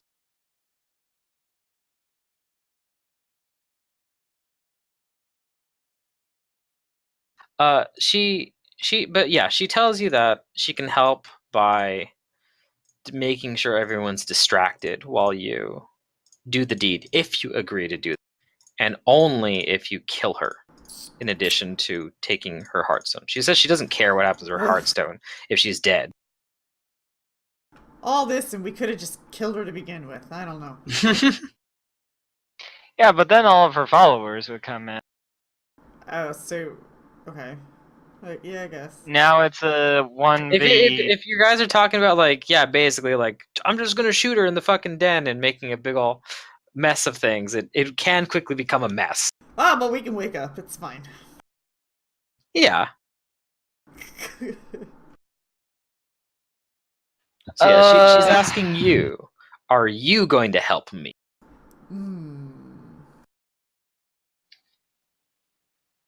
You know what? I'm not that versed in Bible studies, but I think taking people's souls and selling them about is probably not Probably something worse. that Jesus would be in. So It might be worse than murder. yeah, I actually think that's probably worse than murder with regards to my deity. So I am going to be an avatar and judge this person, this hag, and exact corporal punishment. So yeah, she's asking you, are you going to help me Yes, get rid of her? that's the conclusion that Mantis has come to. That he thinks that Okay. that Sister Maria would like be in favor of after we've learned more about the hag. Then she tells you that then I'll be within eye or earshot of of you guys, and she asks you to take her to wherever, take her to her private room, but make sure that she enters it first. Okay. And she reveals to you that she's actually trapped that room but there's a simple switch that she's disguised and currently turned off. And that if you give her a moment here, she will stealthily reactivate it and then put herself in position to keep everyone else distracted while you do. Okay. There was actually a chance that you guys, with your perceptions, find the trap. I guess we didn't find the trap. Nope, only one person rolled perception. It was a 19. Yeah, the person with the worst perception. Oh, I wasn't suspicious you enough would've, to care. You would have found a trap that was disabled. See, that was actually even very specific about looking for like weird things too, like that.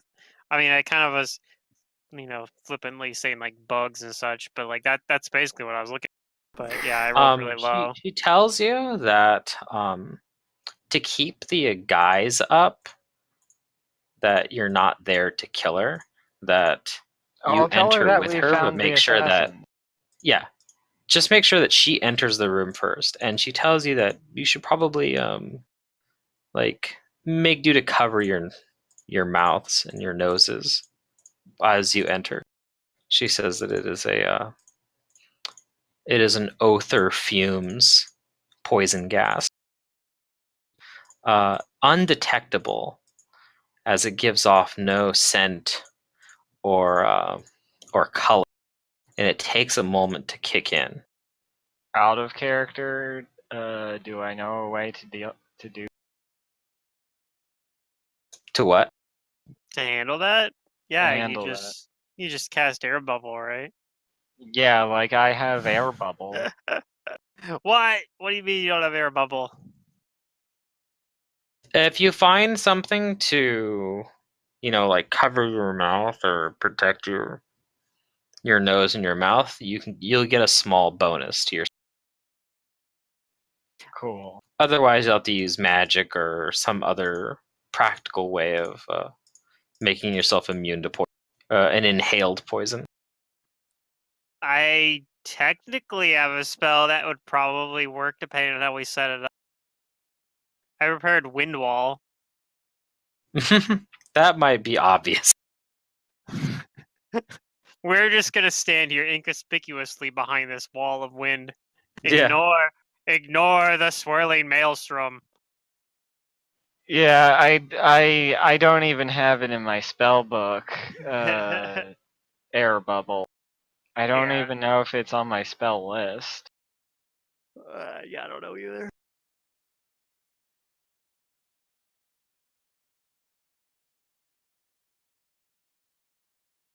All right. Yeah, it's on my spell list. I just don't have it in my spell book. So. Do you No. say or ask anything else? Nope. You don't happen to have a level 1 spell slot open or Nope. 4 level 1 spell slots open? No. Then Kavriki is going to exit inconspicuously, and she is also going to rearm the trap within that private room, and then make herself, seem normal out here, and wait for your guys' lead. I'm gonna come out. I'm gonna mingle amongst the people again, just talking about normal. Before we get like too far into the crowd, Cormac will call Sister over. And he says, "Might as well prepare a little bit." And he'll cast a greater magic weapon on his Bible. Oh no, you have the sword now, huh? No, Are you I'm the using Bible the or Bible. the sword? Oh, you're using the Bible. I'm All using right. the Bible. All right, he'll Not cast it on your proficient with Bible. the sword. All right. And I tell everybody. Yeah, Fingrim has a sword. Yeah, and I assume everybody heard outside of the room, and they were all listening. I mean, I have a not Vorpal really. sword. You guys are talking, privately, but you can tell everyone what you just heard, and everyone can understand it now. No, but I mean, like they were right outside of the room. Were It's like we? cloth. I assumed we okay. were intentionally like Sure. that she wouldn't have told you any of this stuff if we'd been sitting right outside of it, because it was similar to the other room where like you could tell somebody was eavesdropping. Okay, sure. You probably had to tell us about like what you discussed, and then I guess like the question is, everybody's like, yeah, I'm okay with betraying the hag, which I know Fingram's like, yeah, I'm fine with that. Whatever, I don't have any attachment to her. I don't know what everybody else feels though, but I'm okay with that. Cormac's fine with it. He was I mean- planning on attacking her anyways. It's just a dream, right? Right. I feel like this is a step towards like in the chaotic direction, but I also feel like it's a sticking true to the general principles of my. I see. So we agree to do that. Um,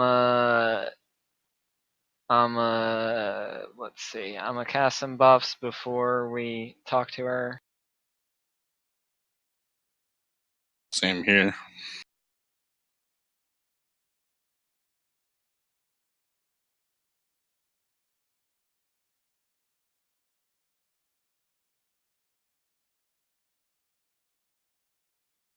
Okay.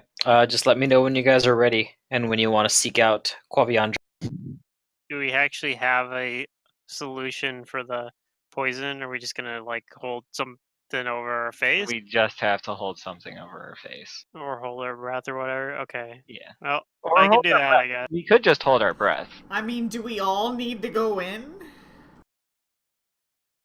Yeah, Maybe. you don't all necessarily need to go in. Theoretically, some people could hang out outside, but you probably. The thing is, if only like one person goes in, it's It's probably just a a little more poison, suspicious. right? Mm-hmm. It's an inhaled poison. I think that we hold our breath for a minute, because you can hold your breath up to your con score while doing full rounds. Yeah, you can hold your breath for a certain number of rounds. Yeah, I'm gonna do that. And that'll give you a bonus to resisting the poison. The only thing is, if you cast these spells with verbal components, you kind of have to breathe. Well, Yeah. that's why I'm casting my spells now. My single spell. Okay, I cast my single spell. I go fine.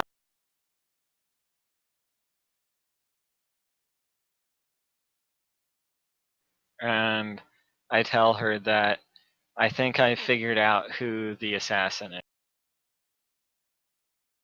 And she's like, "Be more discreet, damn it."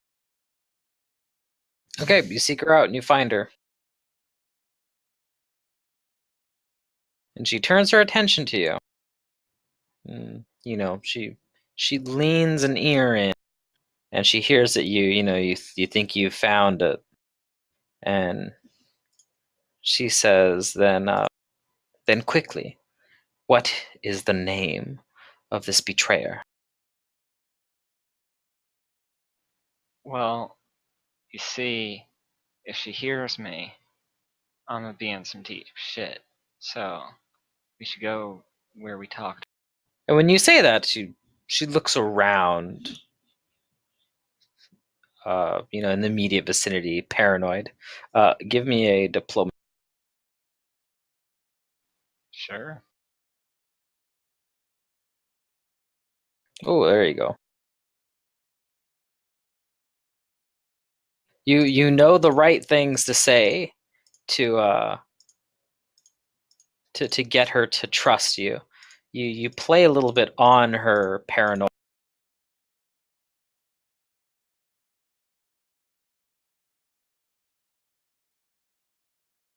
And all right, Yes, she agrees to talk with you in private. And she kind of steeples her fingers like, yes, excellent.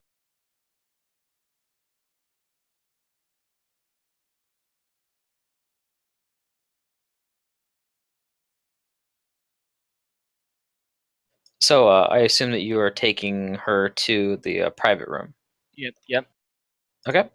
And who is going in? Well, I have a really good con, but I don't really want to go in. I mean, I don't see why I need to, but I'll do it.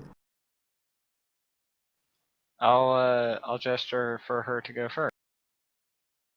Okay. I'll go as well.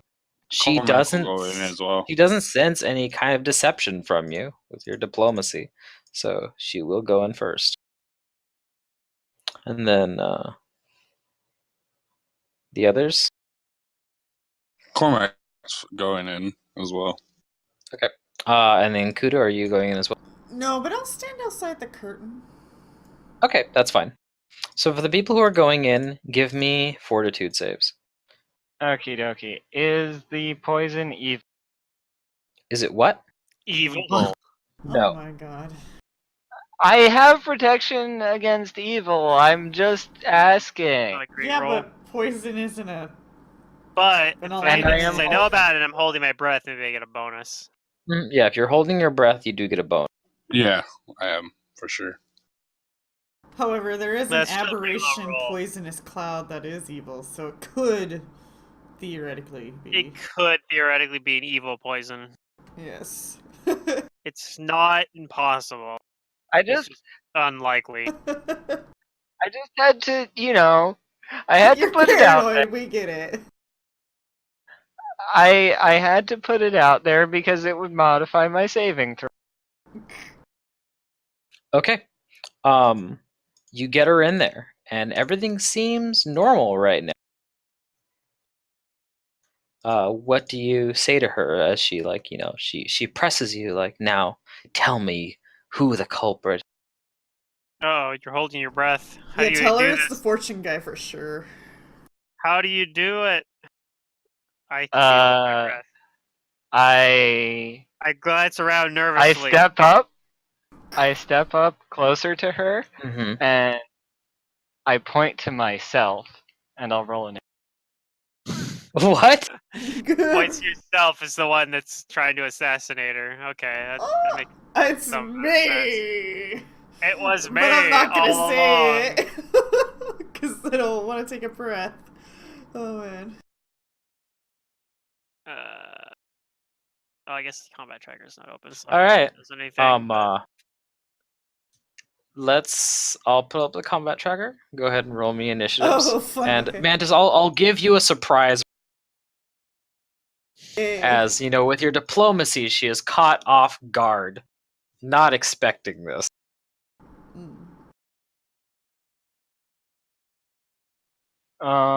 Well, let's see. Swift action, Bane, Night Hag Bane, Oh man. and I'm gonna make a You're single looking attack. for.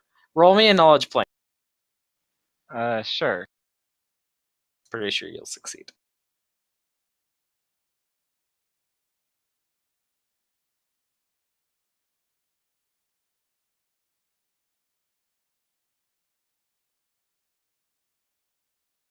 You know that what you want is evil outsider, because this hag is an evil outsider.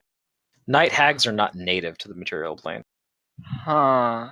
I think we knew that already. Wait. No, that's only from the negative energy plane that the Sunblade is deals just double damage. Right. So yeah, Evil Outsider Bane on my Bible, and I'm gonna make a single attack. Okay. Oh, sorry, that should be 4 low. It should be 4 less. Yeah. Okay, let me see. For the attack roll? Yeah, for the attack roll. Dang, and you rolled a 4. So it's 20. Yeah. Yeah. All right. Well, she's lost all of her decks, but is it enough? It might I not don't be. know. 20 is a pretty low roll. No, yeah, actually, it's not enough. Yeah. Well, I tried. You did But try. I'm being honest with the GM, so brownie points. Yeah. Yeah, you did. I mean, I gave you the surprise round. She was not expecting.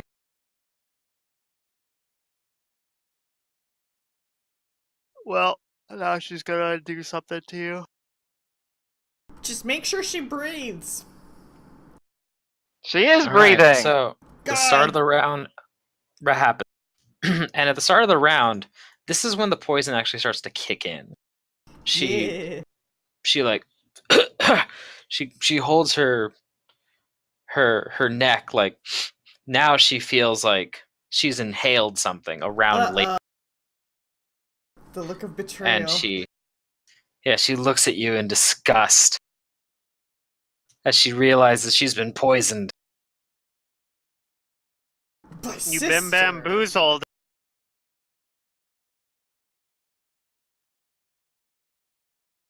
Do I have any spells I can cast here? I don't think I do. And she's going to attack you. Okie dokie.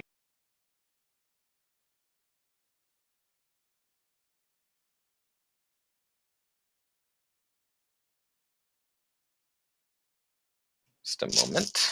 I need to get my dice. I thought for a second you were rolling all those dice. Like, she gets 12 attacks. She is Kung Fu Kraken.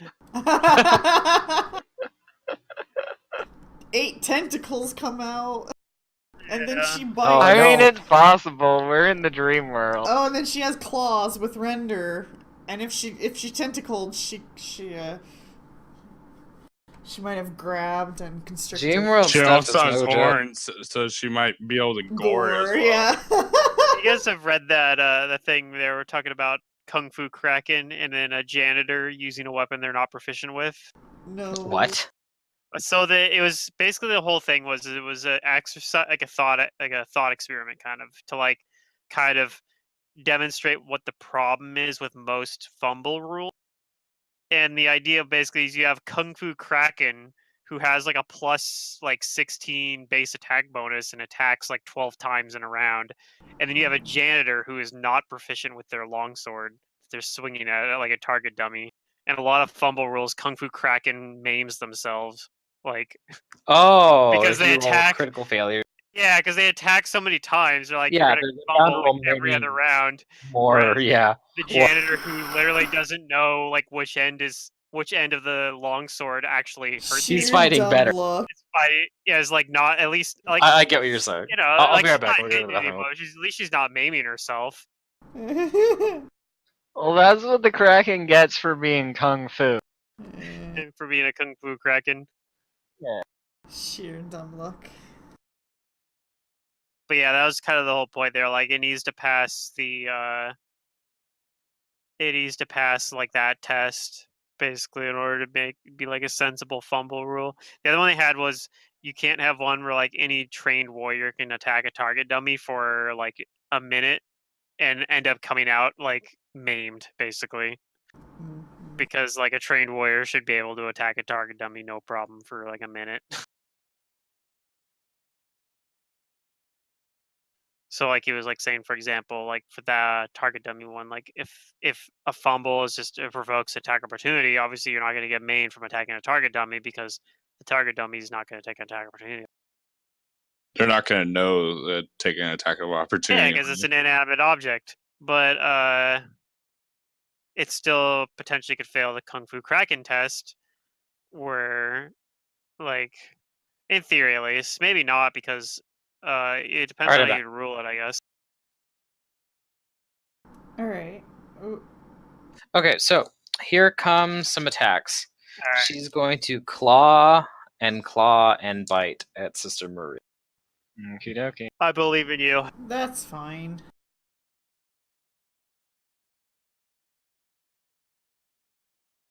Okay, so first attack. A claw does a 25 hit. That meets. Okay. You're going to take 8 points of damage. Next claw is a... Ooh, that's a natural 20. Does a 23... No. Okay. Good. Vorpal That claws really do you. deals another 8 points of damage. And the bite does a... Ugh. She rolled some pretty high numbers on this. That's a 33. That hit. Don't worry about it. It's fine. That deals 15 points of damage.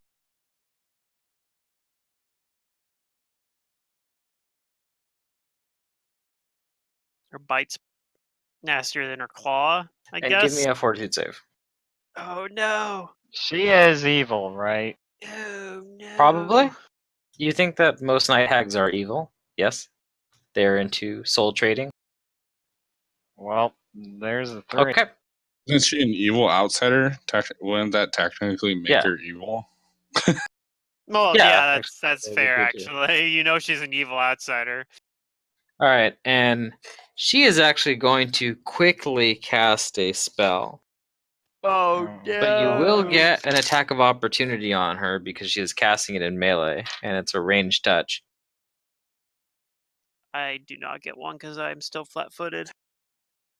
Does a 17 touch you? I think so.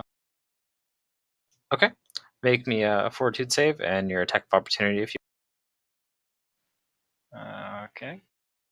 She's evil, so Where are you at, Fingram? I don't even see her. My Peace. token's to the right, He's up right right here. or yeah. Yeah, I don't see Fingram's token. at Oh all. no, you're probably desynced. you should probably Okay. hit the refresh button. Was that I don't think Swift spells provoke attack of opportunity.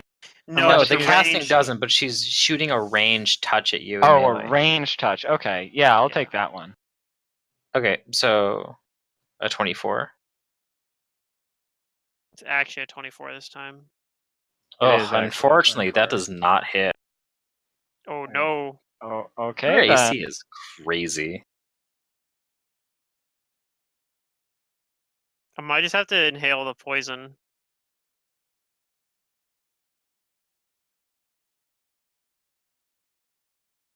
I can't believe she has this much AC. Yeah, it's fine. I came prepared for that. So what was your save? Was it the 23? Yeah. Okay. So you save, and Fingrim, you identify this spell as it's a raven. No, I don't think I identified it. That was Sister Maria. Oh, this is Maria. Yeah, you identified this as a raven. People. Well, that's good. So since you save, you will only take half of this. You take 2 points of you take a 2 penalty to your. It could be worse. I take it to. A Actually, hold penalty on. of 2. It's every 2 levels, right? That it goes up by 1. I think so. Yeah. No, hold on. Rounded down, it's 3 points, a 3 penalty, because it was supposed to be a 6 total. Oh, okay. This isn't. Okay, so I take a 3 penalty. Right. And your your strength cannot drop below 1 from this, and it only lasts for rounds per level, which And is that's her probably gonna turn. be like 10 rounds or some. Fengrim, it's your turn.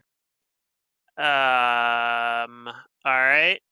Well, I'm going to use a swift action to enhance my weapon.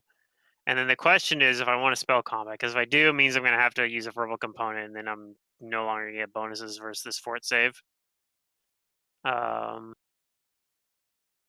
have your beard covering your mouth, though. Sure. I don't think it works that way, but yeah, I think I'm You don't gonna get enhance. as big of a bonus. I can't spell combat anyway because it's gonna take a move. I don't have quick draw, so it's gonna take a move action to pull. Unless I just want to punch her with spell combat, because I could do that.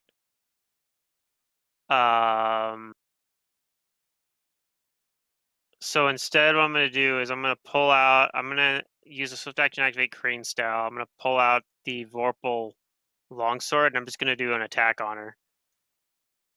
Get that 20.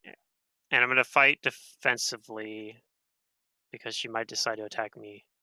I don't know. I'm not taking that many penalties right now, so.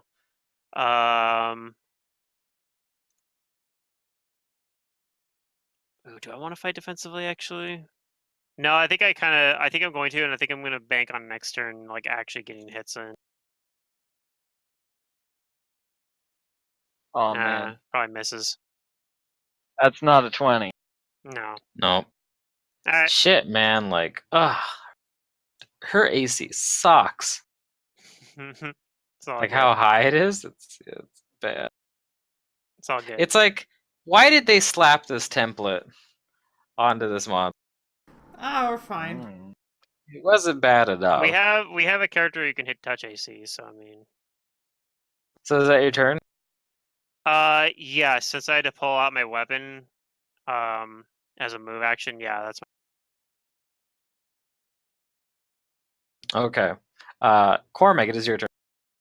Cormac, he uses a swift action to give himself proficiency with a battle axe, and he'll 5 foot up, and he'll attack her with the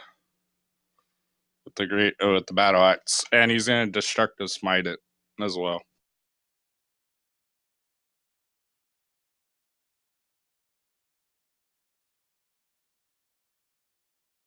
Give me a sec. I have to pull up my character sheet again when I refreshed it.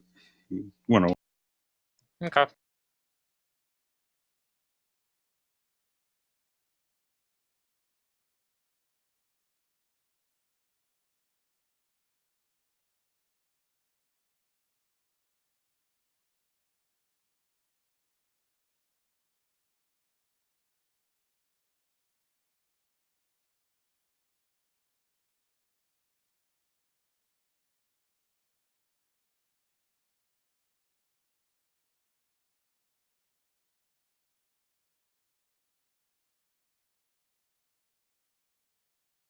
Oh, you hit her. But damn that 21 roll 20 roll bullshit. The 20 and then followed by a 1. Yeah, the 21 bullshit, man. It almost happens like without. And since I 5 footed, I can attack her again, right? Yeah. You could. Got a If 5 you had the down. axe already out, yeah. 5 down. Okay. Ooh, nice. That's at 5 down. I didn't. Oh, it's So- you didn't add it in. Damn it. 23. That one Yeah. doesn't Okay, hit. that doesn't hit. But you do hit the first attack, and all of your damage goes through. Nice. It's a +4 weapon, so. Yeah, and If it didn't. Sister Maria, you know that night hags are very resistant to physical harm. That it not only takes cold iron, but it also takes magic to bypass their. Well, that's no problem for me. You have a cold iron, your weapon's cold iron and magic anyway. You also Yeah. know, Sister Maria, and you probably would have told everyone else this, so this is a freebie for everybody, that night hags are immune to charm, cold, fear, fire, and sleep. And they have That actually makes it spell rough. resistance. Oh, I have spell resistance. She needs to make a caster level check against me. That's right. I will do that. Thank you for reminding me. Her roll is 26. I think that beats my spell resistance. Yeah.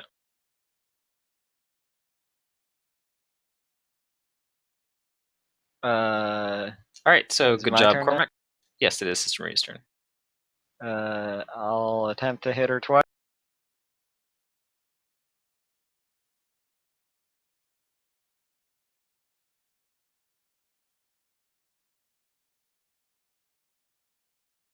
Maybe the poison will lower dex or something.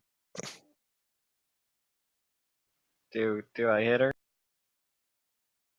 The 25s. Unfortunately, those don't hit her. I'll move a step back then. Maybe she'll come to me and open herself up for a flank. Yeah, Kudu, it's your turn. You hear the fighting going on. Oh boy. But true to her word, it seems like Kavriki is out there still entertaining everybody. And Okay.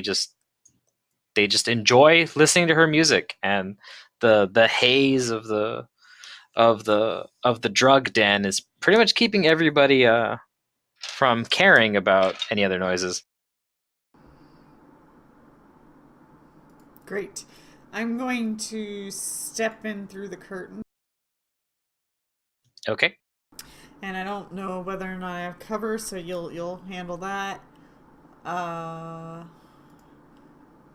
I'm going to burn myself to get a boosted water blast with a point blank shot.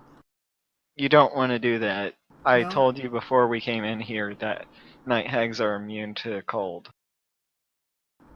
Oh, you did. Oh, okay. Then I can't hit her touch AC. Yep. That makes it a lot harder. Yeah. However, I have a necklace of fireball. Get out of the room! I'll blow her up.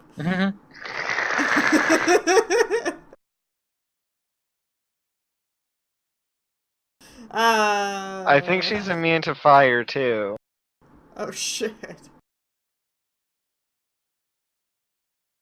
Then I guess I'll just do a telekinetic blast, which will also be in point blank, but I won't have all my lovely boosts. So let me just turn these things off. Turn that.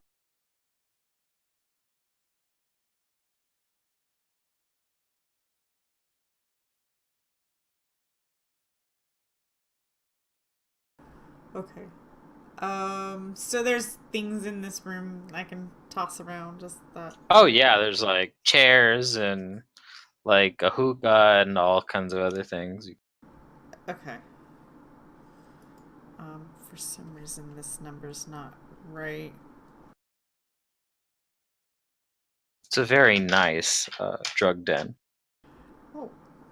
Well, that's good for them. This is the place that Ray dreams of. She might actually be here. She's dreaming. Ooh, nice, a 27. You actually hit her. Okay.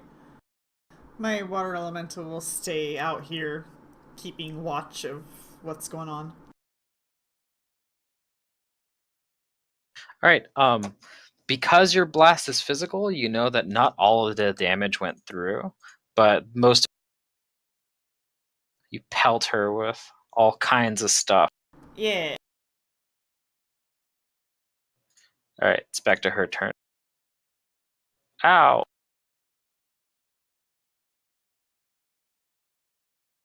She snarls and let's see who hit her. Oh, fucking Cormac, you asshole. All right, she's gonna take a full attack on you.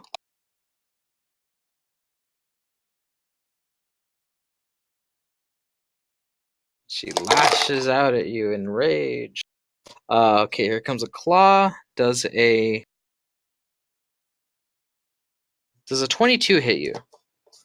No. Okay. Does a 25 hit you? No. No, Nice. my AC's 26 with the buff. Then her other claw also misses you. Yay, we did it! This time she rolled normally. Less than 75%. She must Okay. have been really mad at me. Oh, and also you see like Ooh. she's choking more on this poison, like it's affecting. Yay. Oh, I'm probably holding my breath now. She that coughs I'm up stepping. some blood.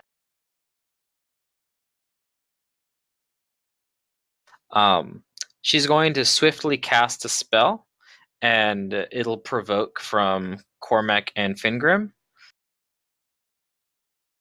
Because she's doing a ranged attack again? Yep, she's doing a ranged touch attack. Alright, well, I'll try to attack her this time. Okay, and she's going to aim this at Cormac. Does a 19 hit your... Oh, I missed.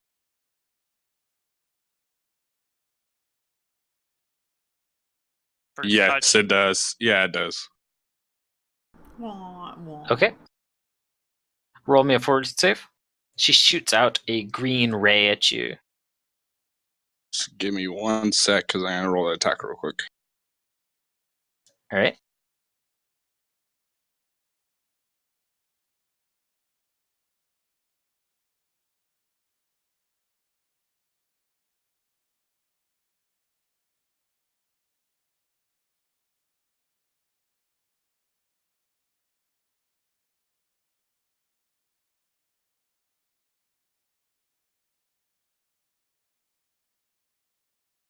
All right. You miss, unfortunately, but you save against the attack, so you'll take half of the strength penalty. You take 2 points, a 2 strength penalty, Okay. and these are for 8 rounds.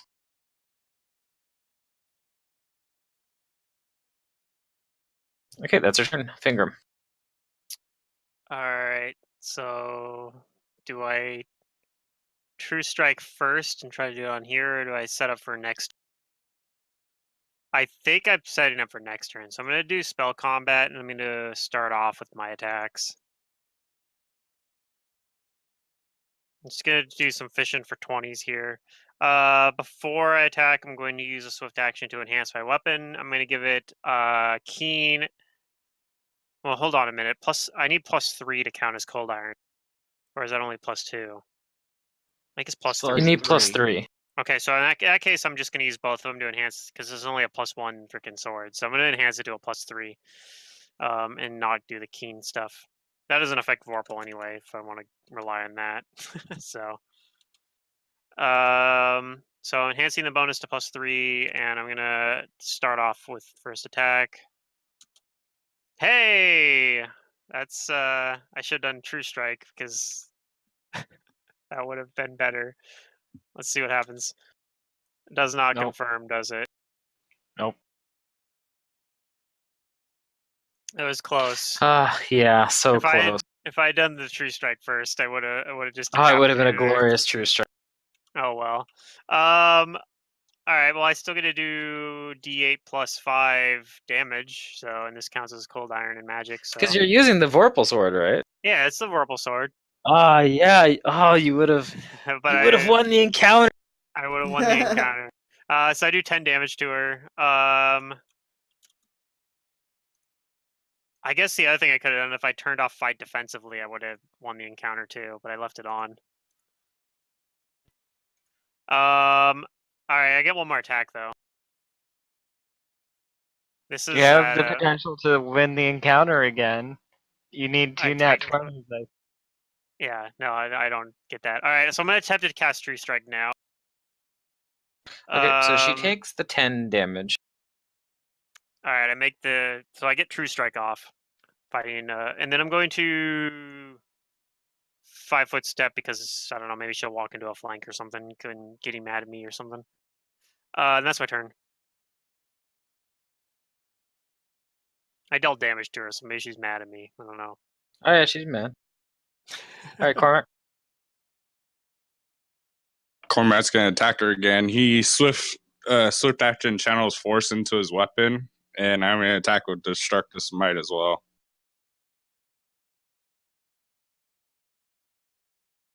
Ah. 2 misses.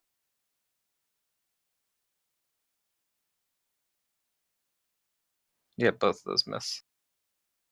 This is Maria.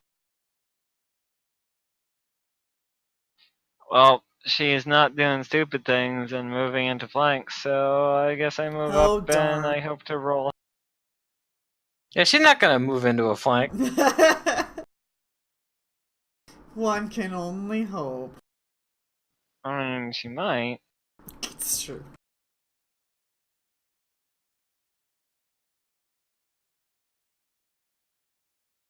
Nope. I do nothing.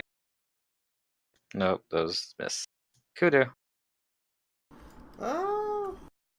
Probably just end up doing the same thing. Oh yeah, and I used a verbal somatic thing, so I'm no longer holding my breath. So Cool. I might get affected by the poison. Yeah, I'm gonna do the same thing. Uh-oh. That misses. Yeah.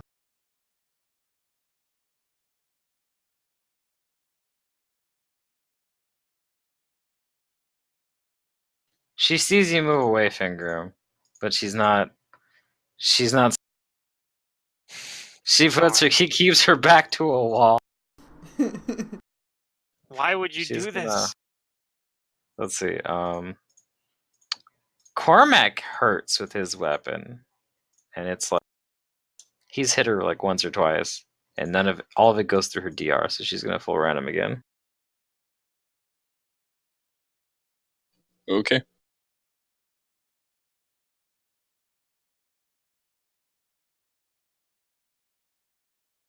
Okay, first claw, 25. Does that hit?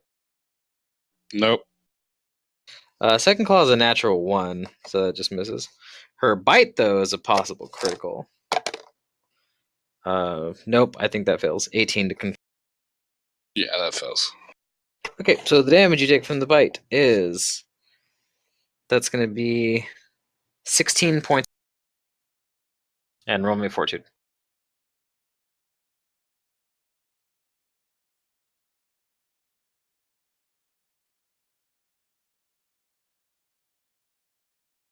It's a good roll.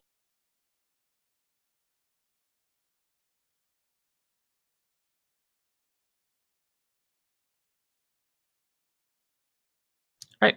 Yep, you just feel the pain of the bite. And she is going to swiftly cast a spell again and provoke from Mantis and Grim. She's gonna go for Fangrim this time. All right. Those are some big damage numbers, but my Not attack enough to rolls hit. have not been very high. And I'm sure a 20 hits you, right, Fangrim? Touch. Ooh, that hits her though. Yeah, 20 hits touch. You deal the Force damage. save. Ow! Yep, for save. Alright, you save against it, so you take half. It's not a very high DC. But she rolled high, so it's a good thing you saved. So you're going to take a 4 strength penalty, because the total was 9. That's unfortunate, but all right. And that's your turn. Fangrim, it's your turn.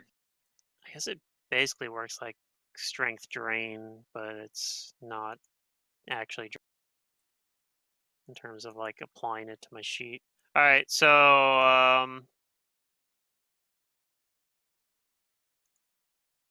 do I still want to fight defensively? Probably, because I have True Strike anyway. So I'm gonna fight. Well, first I'm gonna cast a spell out of a range. I'm gonna cast Magus's most trusted spell, Shocking Grasp. And then I'm going to 5-foot step and try to do a True Strike, Shocking Grasp, Vorpal longsword attack, and hope I roll another 20. So, but even if I don't, it's going to have Shocking Grasp on it. So Come on, Vorpal. it's pretty decent. So let's see. 5% chance. Did spell combat here? Oh, nope. oh! It is a chance for a critical. So close. Does that confirm as a That critical? confirms. Okay, well, it's still going to do some decent totally. damage. You need to overcome her SR, though. I do need to overcome her SR, so that's going to be actually that might be a tall order potentially. Let me. I think I got it. All right, so let's see here. It's going to be 2d8 plus because strength penalty, but it's also plus 10d6 in lightning damage. So Nice. probably pretty decent. I don't think she has any special resistance to lightning, right? So Wait, do you have a strength penalty overall? no, it's at 0, but I have a.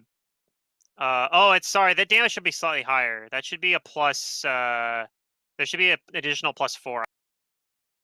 I forgot about the enhancement bonus on the longsword. Yeah, I'm like, come on, Plute. Yeah, I know. Well, it's because there's no way to add that onto the Hero Lab tracker thing Yeah, without actually manually editing the weapon.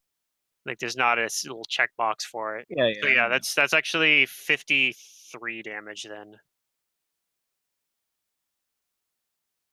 Most of it is electricity damage, but about 16 of it is physical damage, which is which is Add a plus from a plus +3 weapon, so it counts as cold. So, is that the total damage? 50. Whatever I 53. said. 53 is the total 53? damage. Yeah. All right. Well, she takes all of it. All right. Woo! Hopefully she's taking like con damage or something from the poison. That's a big chunk of damage. Yeah, it's Magus things, man. It's Magus things. It's part of why I wanted to keen it, just because I was gonna like, oh, maybe I'll get that, but I rolled a 19. So Okay. She is still up, but she's not looking all very right. good. Well, I have another attack. This one does not have true.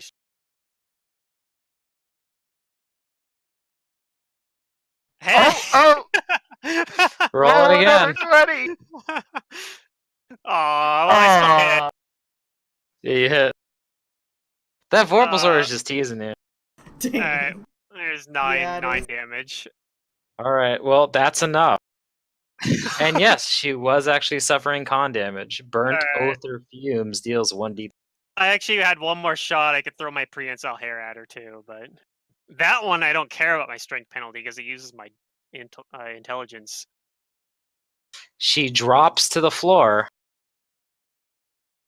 clutching her throat with one hand and then reaching for you with another claw. Oh no! Pity her for just a moment. No, I don't pity her. And she chokes out some last words. Oh no, they'll haunt me for like 5 minutes. What are her last words? I'm innocent. And she says, "In death I will remember your face. Your soul will be mine." Oh, I think she might already be dead, to be fair, but I don't know. She's part of a haunt. Is she? Oh, well, okay. Not Is she? necessarily. It's confusing. Who knows what's going Okay. on? And I mean, extraplanar creatures, they tend to, reform after long. Yeah, it's whatever. All right, but yeah, she's down. Do you kill her? If nobody else does, then sure. I mean, yes. We'd kill I'm pretty sure like everyone else goes before me again, but Yeah. so somebody else might finish her off. But if they don't, then I will. won't. Cormac would have, or he'd just I put an figured axe through. Cormac or Sister Maria Yeah. would have probably finished her off.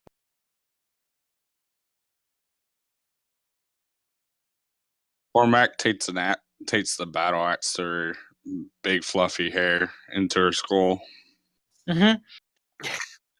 All right, you do so. What do you do after that? I go looking for those sapphires. I that take the heart. Where's that stone. extra dimensional bag she had that had sapphires in it? Apparently, Oh, she has it. It's there. is there anything else in that bag? I detect magic on her person. Turn it inside out and cause whatever trapped. While I think she probably should have more than that on her, She it doesn't say she does. Well, she might not have had it on her person. She might have just only had the sapphires in there. Like she had the other stuff. So yeah, there are. She somewhere does else. that bag if it's extra dimensional. Oh, the bag it itself. does. The Yeah. bag itself is valuable too, right? So, Yeah, the Yeah. bag itself is a bag of holding type too.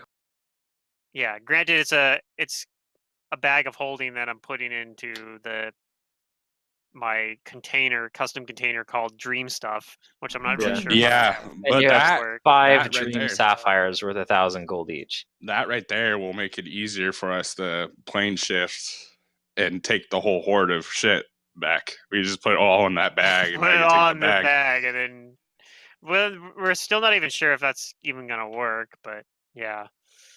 Custom valuable. How much? I appraised them earlier, right? They're So I think 1,000 they're gold worth each, and there are 5 of them. 1,000, and there's 5 of them. So, I guess I'll just say. I guess I'll take the heart stone. Okay, you take the periap she's wearing and what seems to be her heartstone.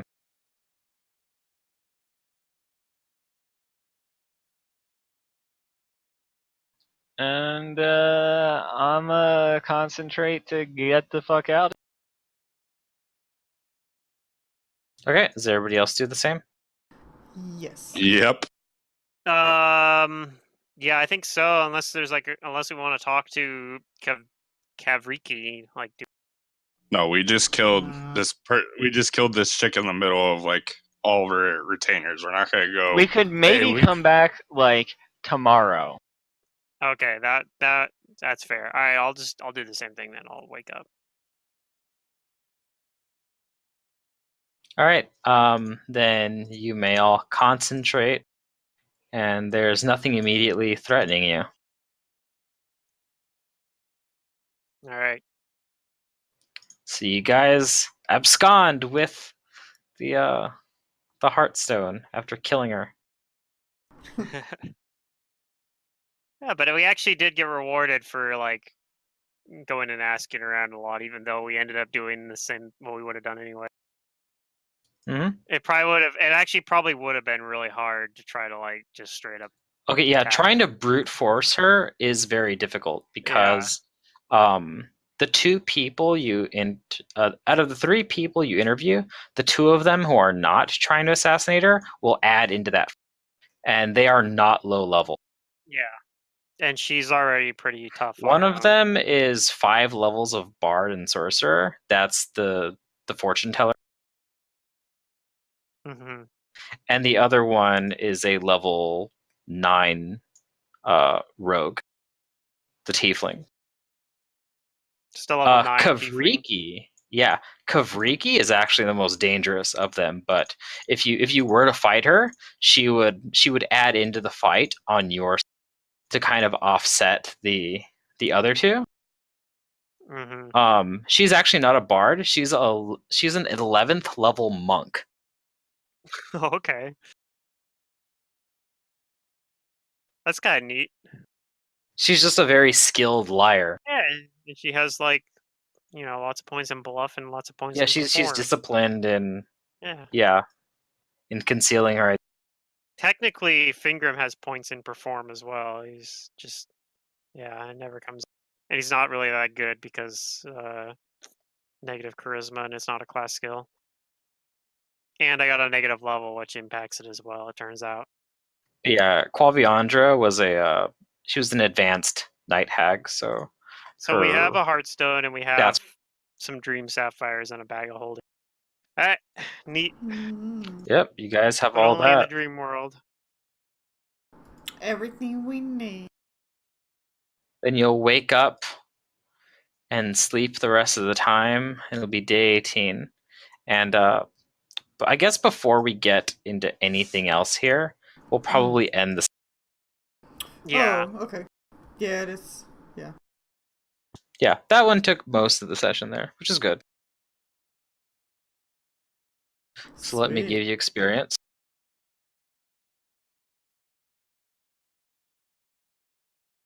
Let's see. Where's my journal today? Yes. Okay. Session 38, everybody. Yep. I can't think of as good a name as Romp with Womps. Like, I don't know if I'll ever be able to top that name. I had some like good ones in Second Darkness too, I feel like, but Saving Private Dr. Sister Maria Part 1 and Part 2 are both pretty good Okay, too, though. everybody gains 3,700 experience for that's the experience for defeating the advanced night hag, which was CR 10, and the and for what do we call it? Successfully gaining Kavriki as a non-combative ally. Alright. Looks like we level up probably next session then, after next session. You guys How might much level did up we next get? session. Woo. 3,700. Yeah, so we're at 73,700 out of Yeah, before you enter the final sort place, so to say, you should be leveled. Yeah. Hopefully I'll be rid of my negative level by then, but I'm not counting on it. I think that's just gonna stick with me until the next book. And you guys should hit 10 by the adventure's conclusion. This book actually takes the PCs pretty far. And outside of the dream world, we still have what, like level 2 Yeah. You have, not a whole lot of wealth, but you guys Maybe are level approaching a... well. We're getting close to the point where we'll be able to maybe go get the dream stuff and bring it back into the real world. Maybe. Yeah. I'm not 100% sure that'll even work, but it seems kind of like are they actually gonna like? Is the adventure path actually gonna let you get away with it? But maybe. I mean, I don't know.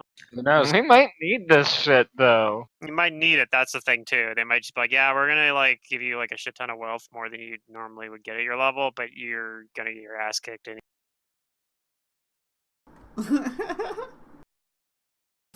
Maybe.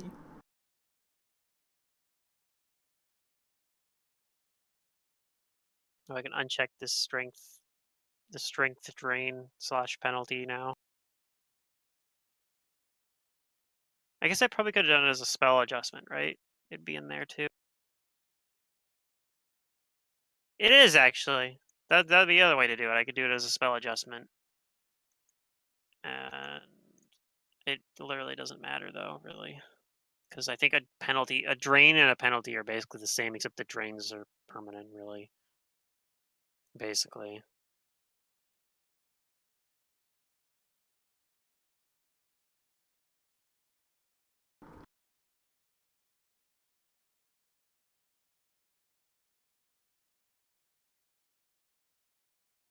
Wouldn't it work just like damage, like strength damage? No, actually, it doesn't.